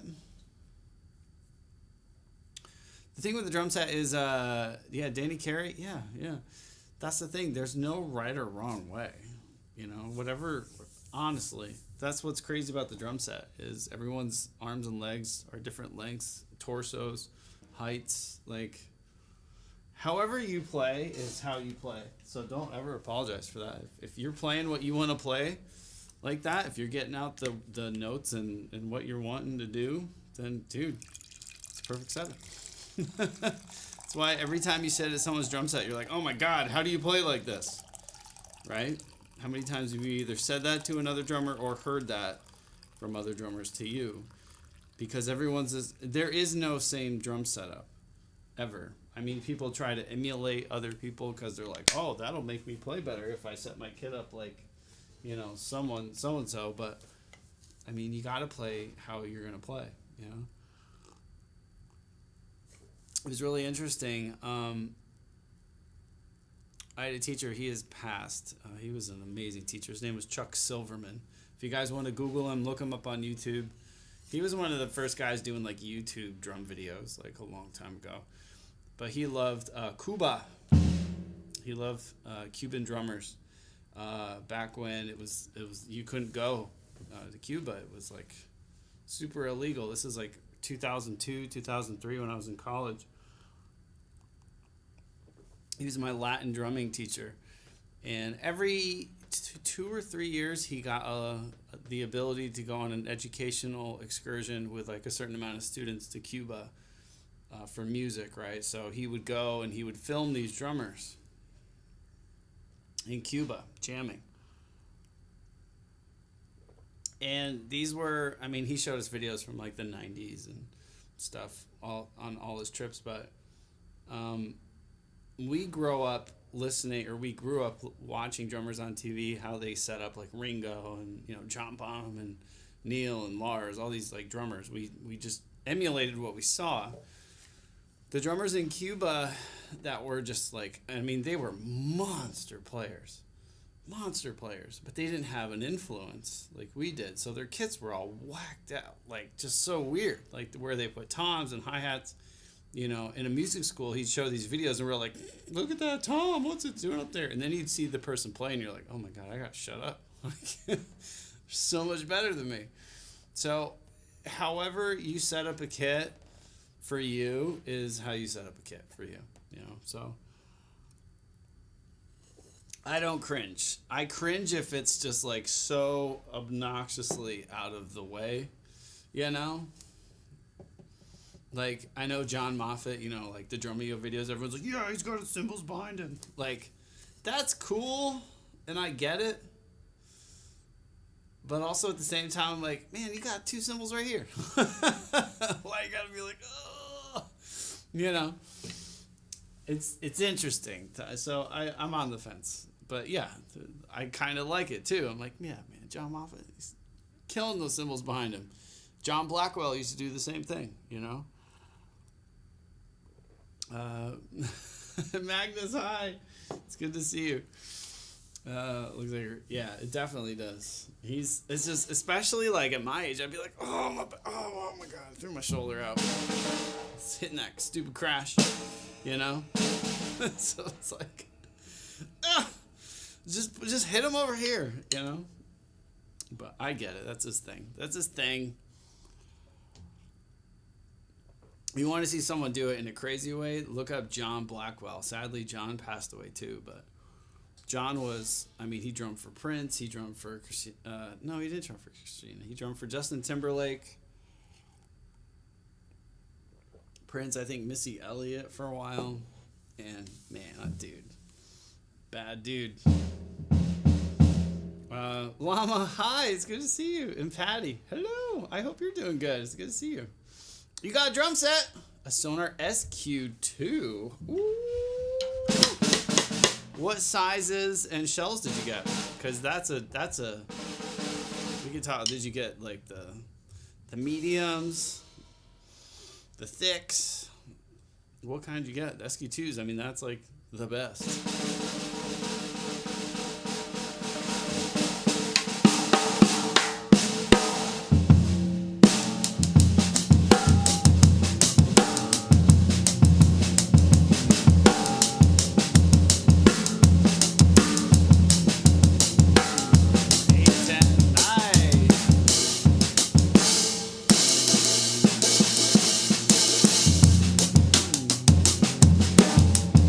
Finish did you get? They're great drums, man. They're like, I mean, these are technically like, they're not SQ2s, but the vintage series is like, they're just not custom and they got like different lugs and stuff. But the way that these things stay in tune and how solid they feel, I always compare it to like a car door test. You know, like a cheaper car, you shut the door and you're like, ugh, like I'm gonna die if we get in an accident. Like this door is like barely there. It feels like nothing. But you get in a car like a fancy car, you know. You shut that door, it's like you're like, oh, like you feel like you just like sealed the like an underground bunker door, you know. It's just like this massive thing. Tuning this kit and like an SQ2, that's what it feels like. It feels like solid and like it's not gonna like just fall apart. Where some of the even top line drums in certain companies just feel like flimsy, you know? So. Patty, I haven't, no. Oh my gosh, I haven't. Can you send me a DM with them? That'll remind me. My brain floats away. AQ2? AQ2 is good too. Yeah. SQ2 is like their like top end custom stuff. SQ2 is very expensive, but the AQ2s are wonderful. They're beautiful kits.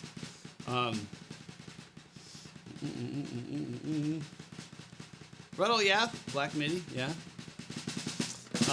Yeah, Patty mentioned them, and I get recommended a lot of cool music, and I forget sometimes because I'm bad. How do you feel about Pearl starter kits? The exports, they're great. Any of the big drum name companies, their beginning kits are great. They're fantastic. Avoid like Walmart brand stuff, or like if you see a drum set at Costco, it's just be a little leery, you know. But some of the, I mean, Tama, Pearl, Gretsch, Ludwig, Sonar, Pacific, DW, Yamaha. Mm-hmm. They all got great kits to start with. Export, I thought it was a mid-range. Export, dark high and ignored. I think maybe like Export, it could be their mid, like maybe not mid. I feel like the Pearl Masters, because there's like the Pearl Reserves or Masters Reserves, I think is their top line.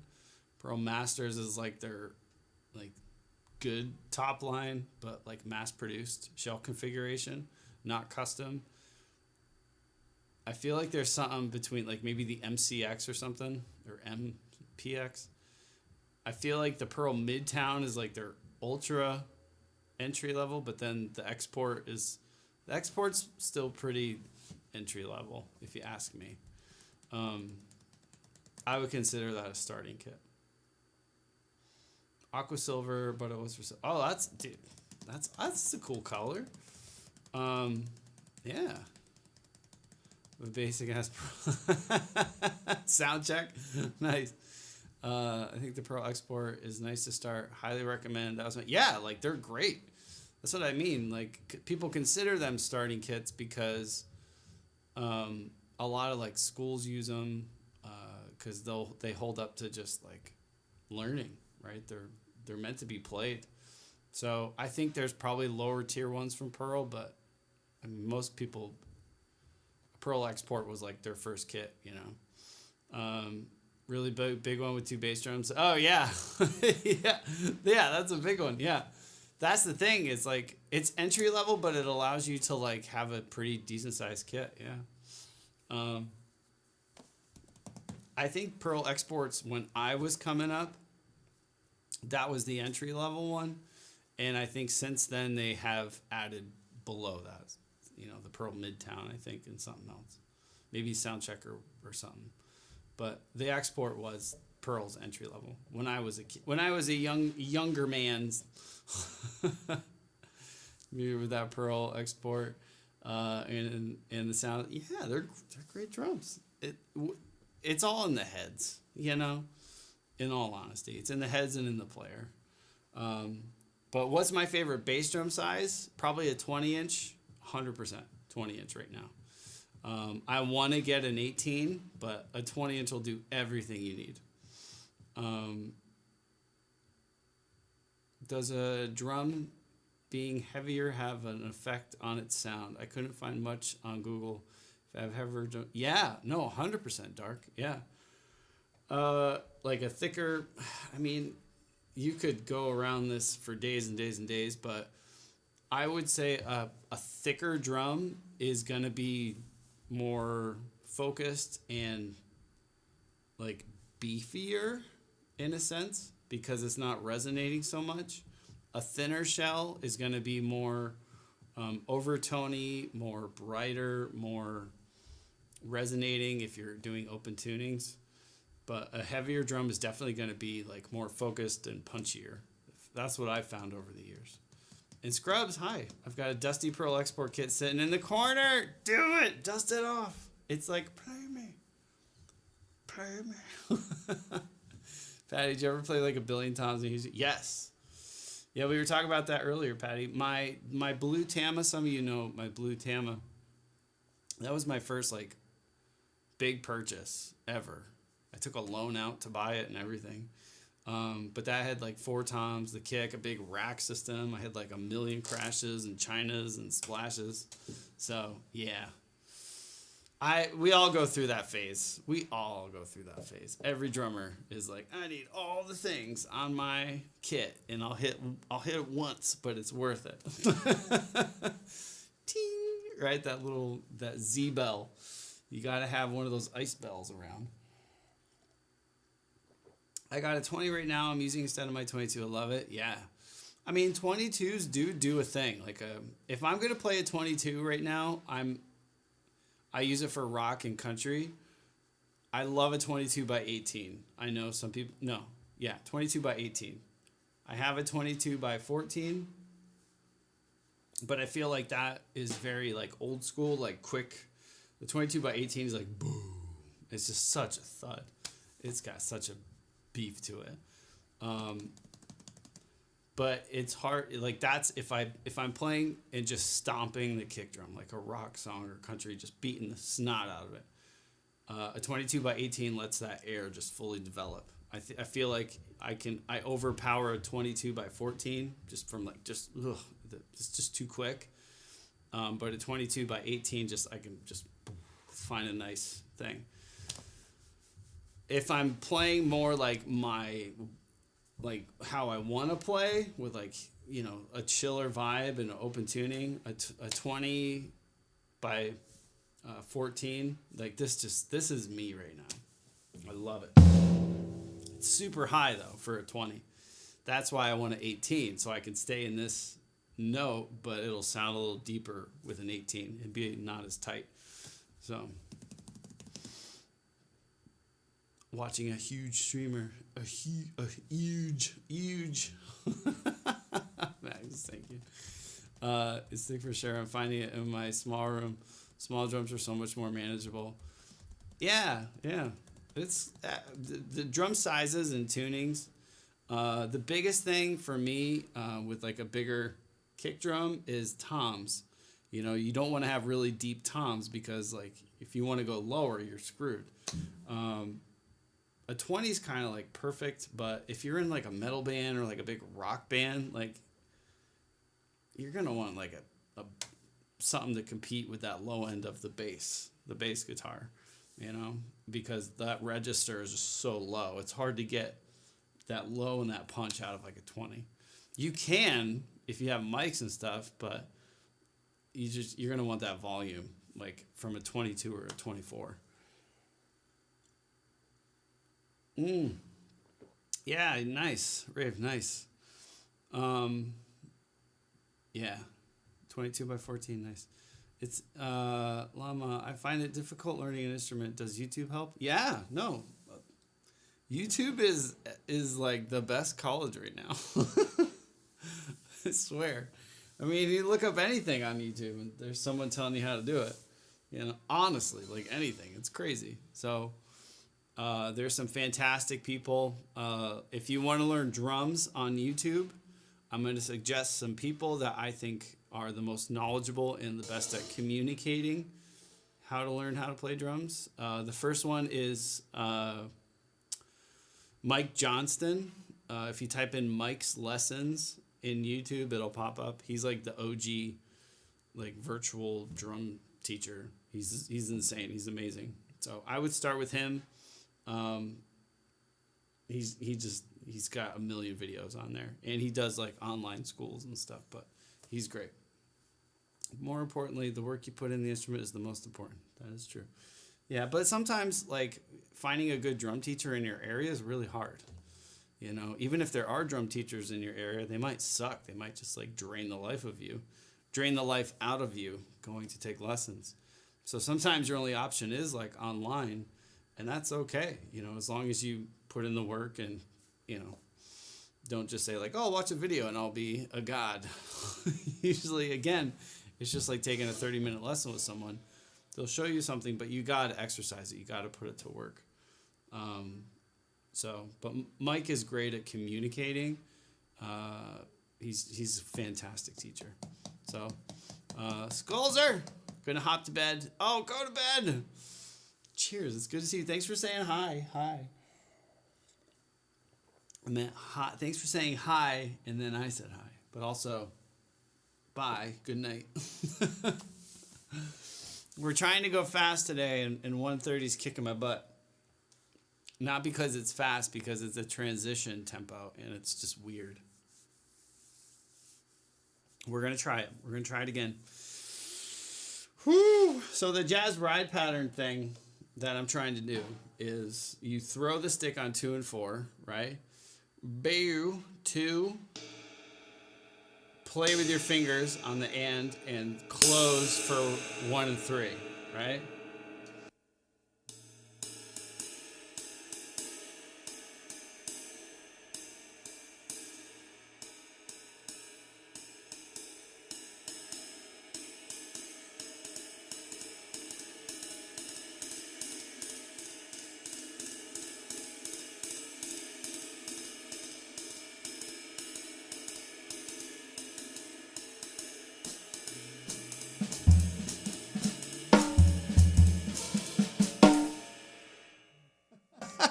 I watched it for 30 minutes and I paradiddled over 300 BPM unexpected results from the stream. That's right. Call now and you get the knives. You get the paradiddles. You get the chops. What was that from? Up.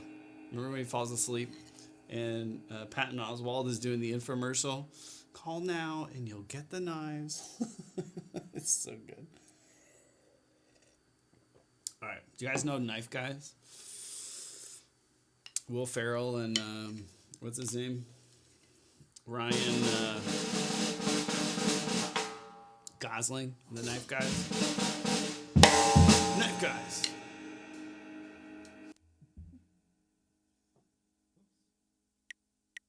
I'm gonna put 130 on. I'm gonna leave this here. I'm gonna watch my hand. It's very hard. It's not. It's one thing to do this hand, the right hand, but then when I throw in like the left and the right foot, it just all falls apart. So I'm trying to keep it together.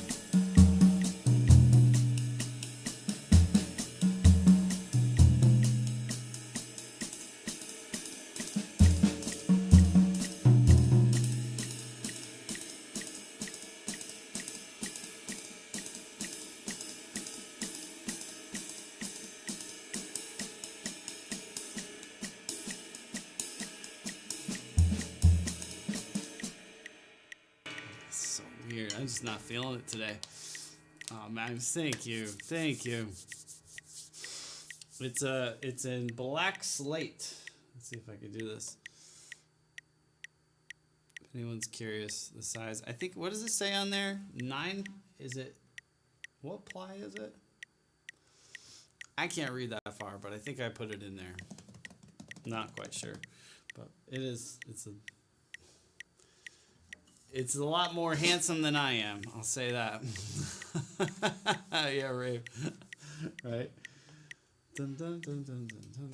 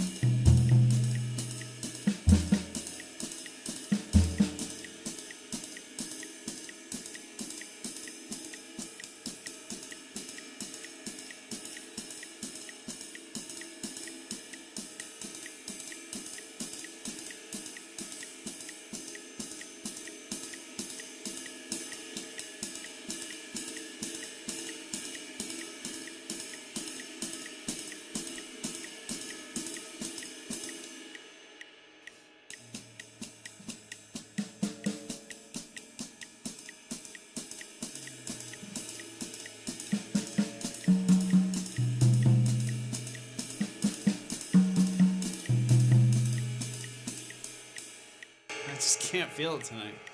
I'm just gonna try something. I'm gonna go to 140. I know, bad idea.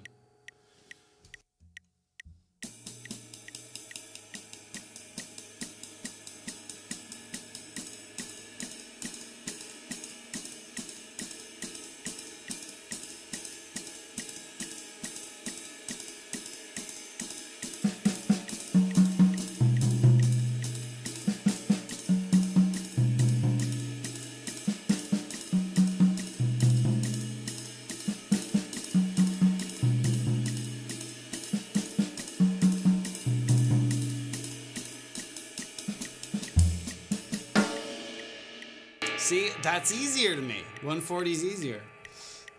Both my drums, carpet. Am I too concerned? Me to be. No, you always want to. I know what you mean. Like if you're doing that. Oh, I hate that. Yeah, my kids will come down. They're like, "Oh, play drums," and like, I'm like, "Oh my god." They're like, "Bam, bam, bam," hitting mics. I'm like, "I love you, but oh my god, you're the worst right now." Let's try 150. Doo-doo-doo.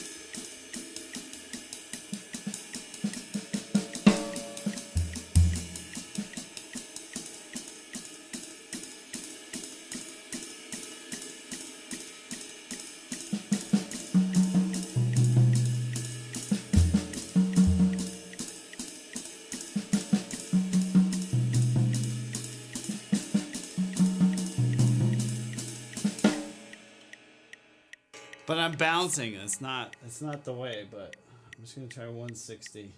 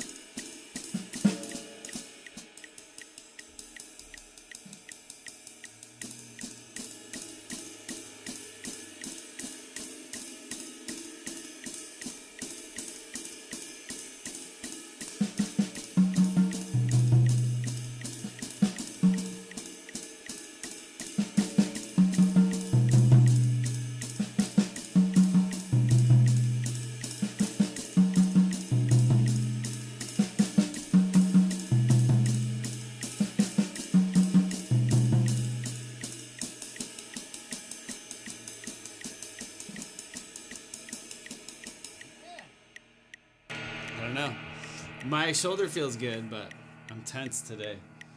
140 and 150 felt good. I'm going to go back to 130 just to see. It feels really slow.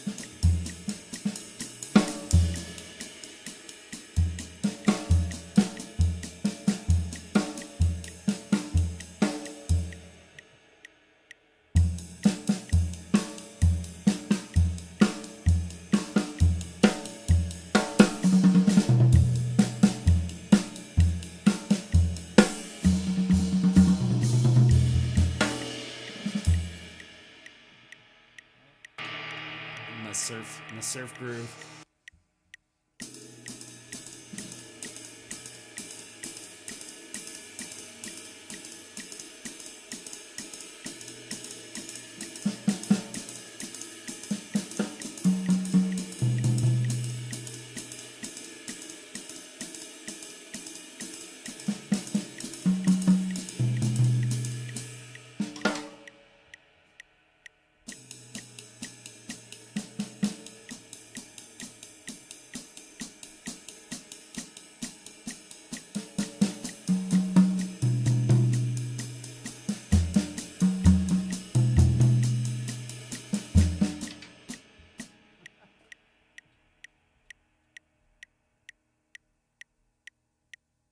Now I'm just probably tired.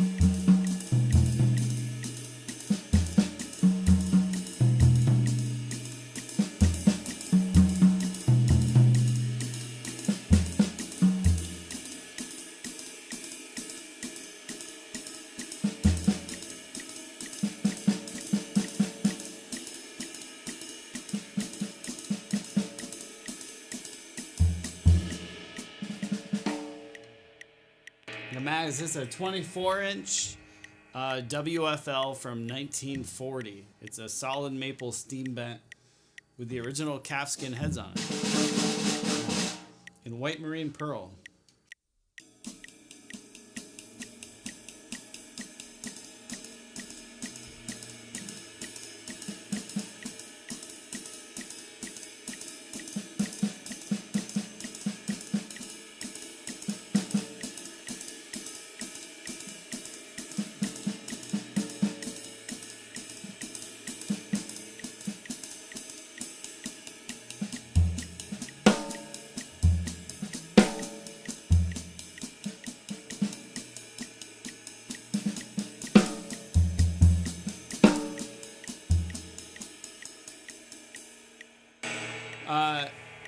Yeah, it's yeah. How old is that? It's like 80 years old, right? A little over 80. Rave. Yeah. Some days I always told my students like you're gonna have one good day out of 10 probably. You push through it. I try to like just work my way through it for a little bit. Then yeah, there's a point where it's like you can sit down here and practice, but if you're just not feeling it that day or just it's not going your way, like yeah, just rest. Probably something else is going on. I'm probably tired or I need to eat or need to pee or do something that's just getting in the way. So yeah, clearing your system cache, whatever you call it. That definitely helps sometimes, yeah. But working through it, trying to like, don't just like give up and be like, oh, try to play through it if you can. Find your walls, try to climb them, If you can't, find them the next day. Try to get over them. Mike Stir. Hey, I love it. Hi, dude. It normally makes me feel good. Yeah. Put a movie on. Yeah. I don't know. Like, I get what you're saying. There's the term white noise, right? It's literally like white noise, like just all the frequencies at once. There's people that mix music. It's called white noise mixing, or pink noise, or brown noise mixing. I guess you could pick which other of what kind you want. But the theory is, you just flood your ears and your brain with just all the frequencies, like at a very small amount. It's kind of like sleeping with a fan on, or it just allows your brain to like refocus. If I pull up, I don't know if I could do it here. I'm gonna hit a button. It might work. It might not. Hold on.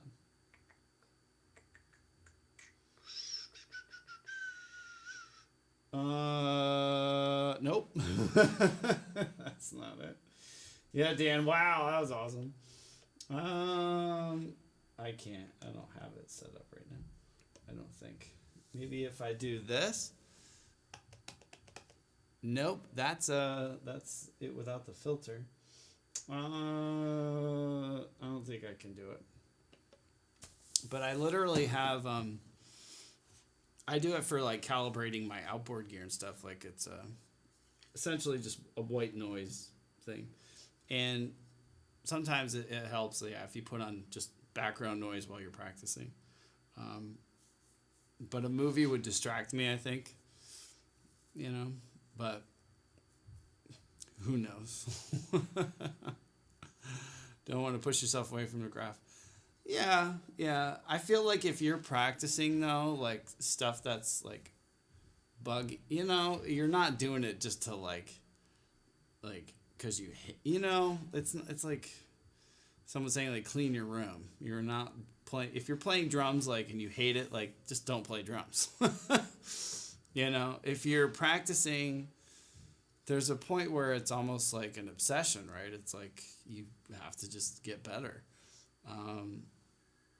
You know, it's like you show up to practice early, you do the thing, you know, do your 1,000 free throws, and then some days you're going to hit them all. Some days it'll take you an hour, right? Like Kobe. Some days it takes you 4 hours.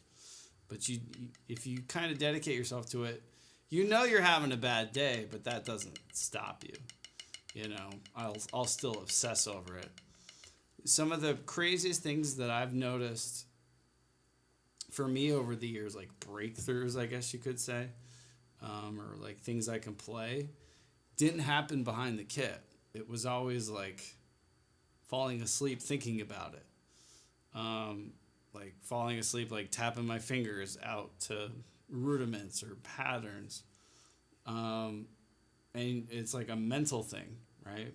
Like thinking about stuff away from the kit, exercising your brain more than what you're doing around here.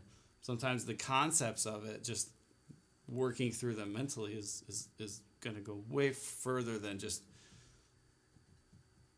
trying to force it through the pipes, you know, of your arms and your legs. So it's interesting stuff to think about, but for me personally, if I'm having a bad day, it's not that I can't play something, it's usually something is distracting me from getting stuff out. You know, it could be just life, right? Like, let's say all the kids are sick, you know, like the dog got out, who knows, you know, there's a leak in the roof, or, you know, the car's smoking. Coming down here to practice is probably not a good idea, right? Just because there's no way to just like flip a switch and you're good to go. So, you know, finding good times to do it is definitely part of it too. Do you sit in the middle of the throne of the edge? Weird questions. I sit in the middle, I think, yeah. I try to sit in the middle. Walking away from the problem to sit with it. Yeah. Like if you're in the moment, like you can't think clearly sometimes. because you're just focused on the wrong thing or just one thing. And sometimes you got to step back and just see a bigger picture. So, yeah, I'm 100%. Yeah. So for me, like today, I feel good. There's no distractions. It's probably just a physical thing. Maybe I've been doing this for the past couple days. Maybe my arm's just like, you need to chill, man. We need a day off. Right? We've done it. This will be the fourth day in a row of pushing to 200. Maybe I'm finding limits of like, hey, let's just rest. So maybe we'll chill tomorrow and we won't try to go fast.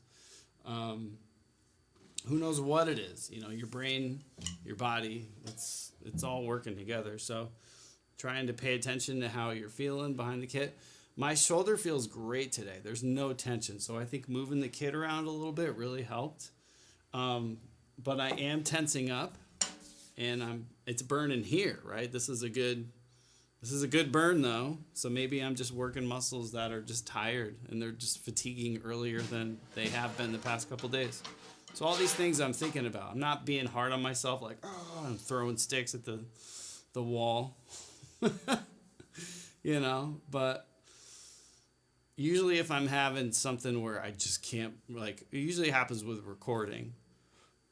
I just can't nail a take. It's because there's something else going on, you know? Like I said, like something in life or just something else is on my mind. Like sitting down to focus on a perfect take is like the last thing I should be doing at that moment. So, where I put my brain, yeah. What's the highest BPM, the highest you enjoy? Oh, I don't know. That's a great question. I don't know about what I enjoy, but the highest BPM with this, I could give you that. My goal's 200. I can do the jazz ride up to 190 and 180, 190, and then I have a really hard time feeling 1. I just turn the 2 and 4. I mean, because you're at 190, the click is 2 and 4. 2, 4, 2, 4, 1, 2, 1, 2, 1, 2, 1, 2. Right? I have a hard time feeling 1 at this tempo.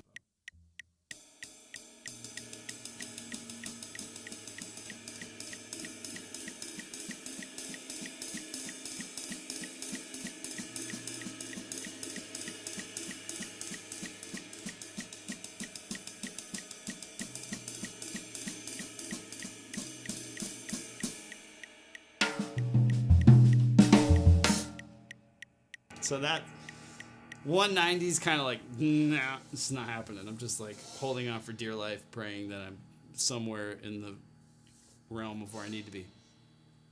And then there's different tempos for different things I can do around the jazz, up-tempo jazz stuff that we're doing. But right now, my limit's kind of like, I'd say 150 is where I really start losing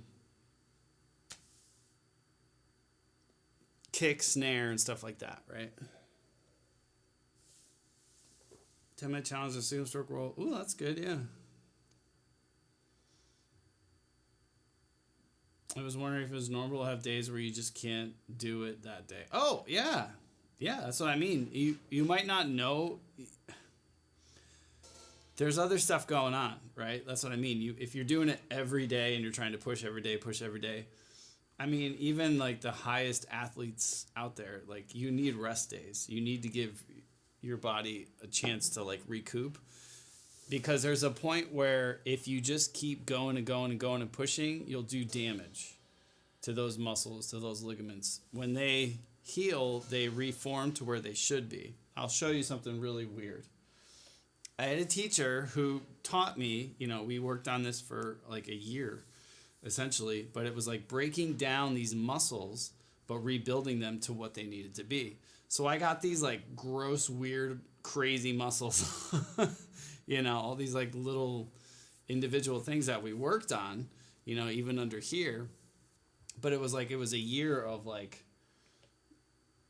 focused technique and like strength training and just like, it burns so bad, oh my god, it burns. And then the next day I'm like, I couldn't even like pick up a cup, but it was like rest for 2 days. One day really hard with like marching sticks, like and then rest. It's like bodybuilding or endurance stuff. This is a very physical instrument, so if you're trying to do like singles and just try to push every day,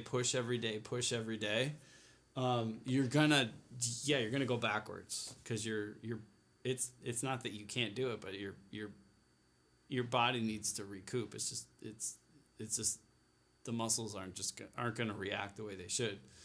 They'll regrow to adapt to what you're trying to do, but it's gonna take longer than if you give it like a rest day to recoup, because that's the point of like going faster. You're not building muscle, but you're building reaction time, and you don't need to be like jacked, but it's like having the muscles and the stuff, it does definitely make it easier for what you're trying to do. It's yoked. Like I've seen some of the fastest drummers in the world, they're not like ripping muscles. They're just very efficient. So if you're trying to go fast, making sure there's a point, just like the Bugatti Veyron, right? Veyron, or however you say it. You get to a point where the average car, the average engine, it's almost like you're pushing like that air, right? The aerodynamics of it. It gets to a point where you're not going through just normal air. You're like going through water, right? Those high tempos, as you get going, the resistance gets much greater. So things have to change. And a lot of people, when they're trying to go faster, they're trying to push through like that air with that same technique, where it's like, you can't do that. You got to adapt. You got to add more radiators, or, make it more aerodynamic, get it lower. You got to do all that stuff. Change the tires, get more horsepower. 100 horsepower to a Veyron is like maybe 2 miles an hour when you're talking in speeds of like 250. So it's like that with like single stroke rolls. As you get faster, it's not like, I'm going to build up this muscle. You're not even really using this at that tempo. You're like over here, and you're doing like delicious, like super fine-tuned movements and reaction times. So taking rests and really, on your rest days, think about it. Practice maybe slow, like do the movements really slow. What's up? Epic Drummer, what's up? Hi. Thank you for the raid. How's your stream? Let's go. 34. Oh, man. The beat. Let's go. Epic beat. I love it. Hi, guys. Bubblegum. Hello. Jesse James. What's up, guys? Ellerin. Hi. We're talking about, just some days you have bad days with your instrument, and that's okay. And sometimes a bad day is just, your bad day could be someone's, crazy amazing day. Almost 3 years. Let's go. Thank you. You had a good stream, though. It's great to see you. Happy Monday. But for me, I don't think of it in terms of I can't play today, unless, like I said, something's really on my mind, just life or something. It's just this. The last thing you want to do is if you can't focus on it, you don't want to do anything, right? You're just I can't focus because of this problem or this thing going on.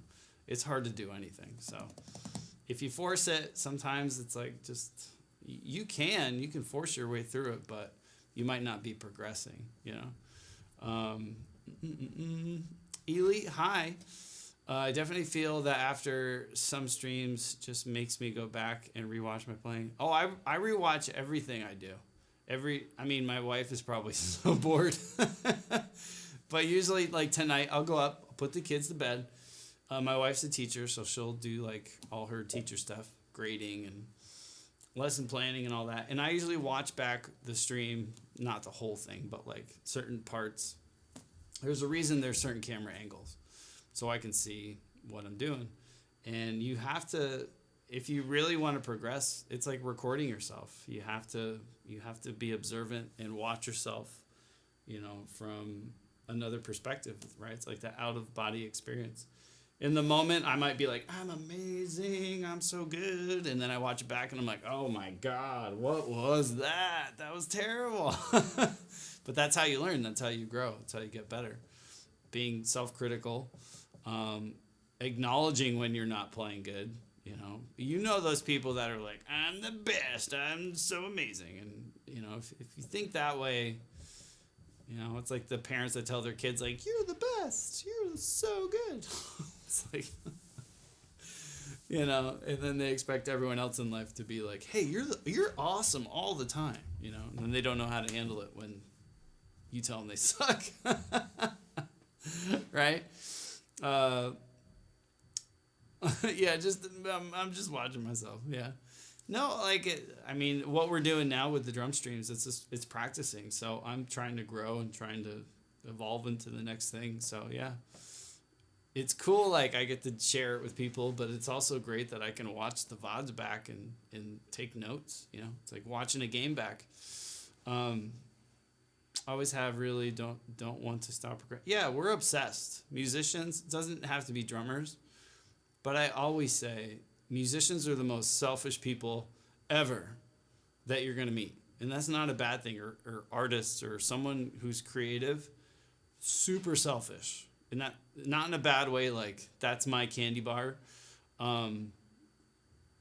It's like you'll get to a point and then you want something else, right? Like I can play paradiddles now. Oh my God, I want to play double paradiddles. Or now I want to play, Latin jazz paradiddle. Like we're never happy. We're constantly like, going to the next thing, which is good. If you have no desire to go to the next thing, like that's, I don't know. I feel like that's lame. You're probably not an artist or, a musician or whatever. But yeah, I had a teacher tell me that a long time ago. He's like, you're going to be like on your deathbed going like, oh, I can't play Swiss triplets, inverted, like we're just obsessed. It's just the way it is. So you accept it and you just try to keep going and going and going. But progress in areas that you're interested in, right? Like if you keep chasing the thing that you're excited about, you're always going to end up in a cool spot, Dark, thank you. I'm awesome all the time, just happen to sound terrible some days. I like that. Drummers are harsh. Yeah, I think Bubblegum, I think we're so harsh because what we do when it comes to like beats and like everything, we're basically rulers of time, right? We're a measurement system. And if you have a measuring tape that's not perfect or accurate, like it sucks. It's hard to work with, a ruler that's constantly changing the value of an inch or something. So to us, we notice when we're off. I think more than, I'm not trying to diss other musicians, but we're thinking purely in a rhythmic sense. So we're focusing on that like crazy. So we know when it's off. Other people might be like, oh, what? You've sped up? I didn't notice it that much. And we're like, So I think that's why drummers are so critical of ourselves, is because we feel like that time going by. And when we're off of that, it bothers us. It really does. We know it, whether other people know it or not, Let's say a singer. Yeah. Don't get me started. No, it depends on the singer. Some singers will call you out big time. I've played with some amazing singers who were like, yeah, in the verse, can you like not rush so much coming out of the chorus? And you're like, okay, I see you. And the guitar player's like, wait, what?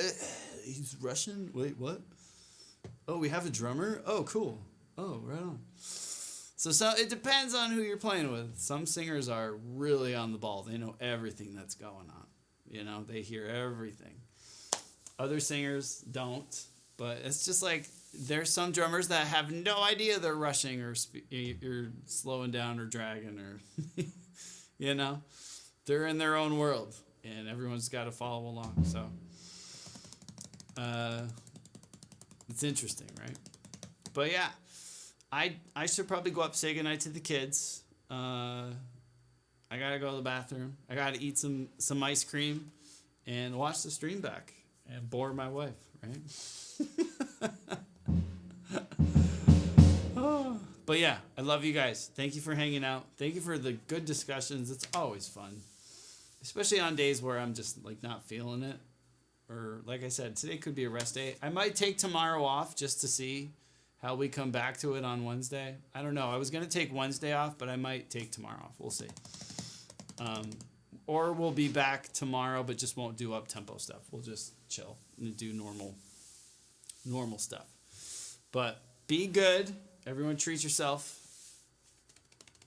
Play some good video games or watch the movie you want or eat them snacks, you know. Yeah. Have a good night. Seriously. Epic. Thank you again and everyone for hanging. I'll see you guys tomorrow probably.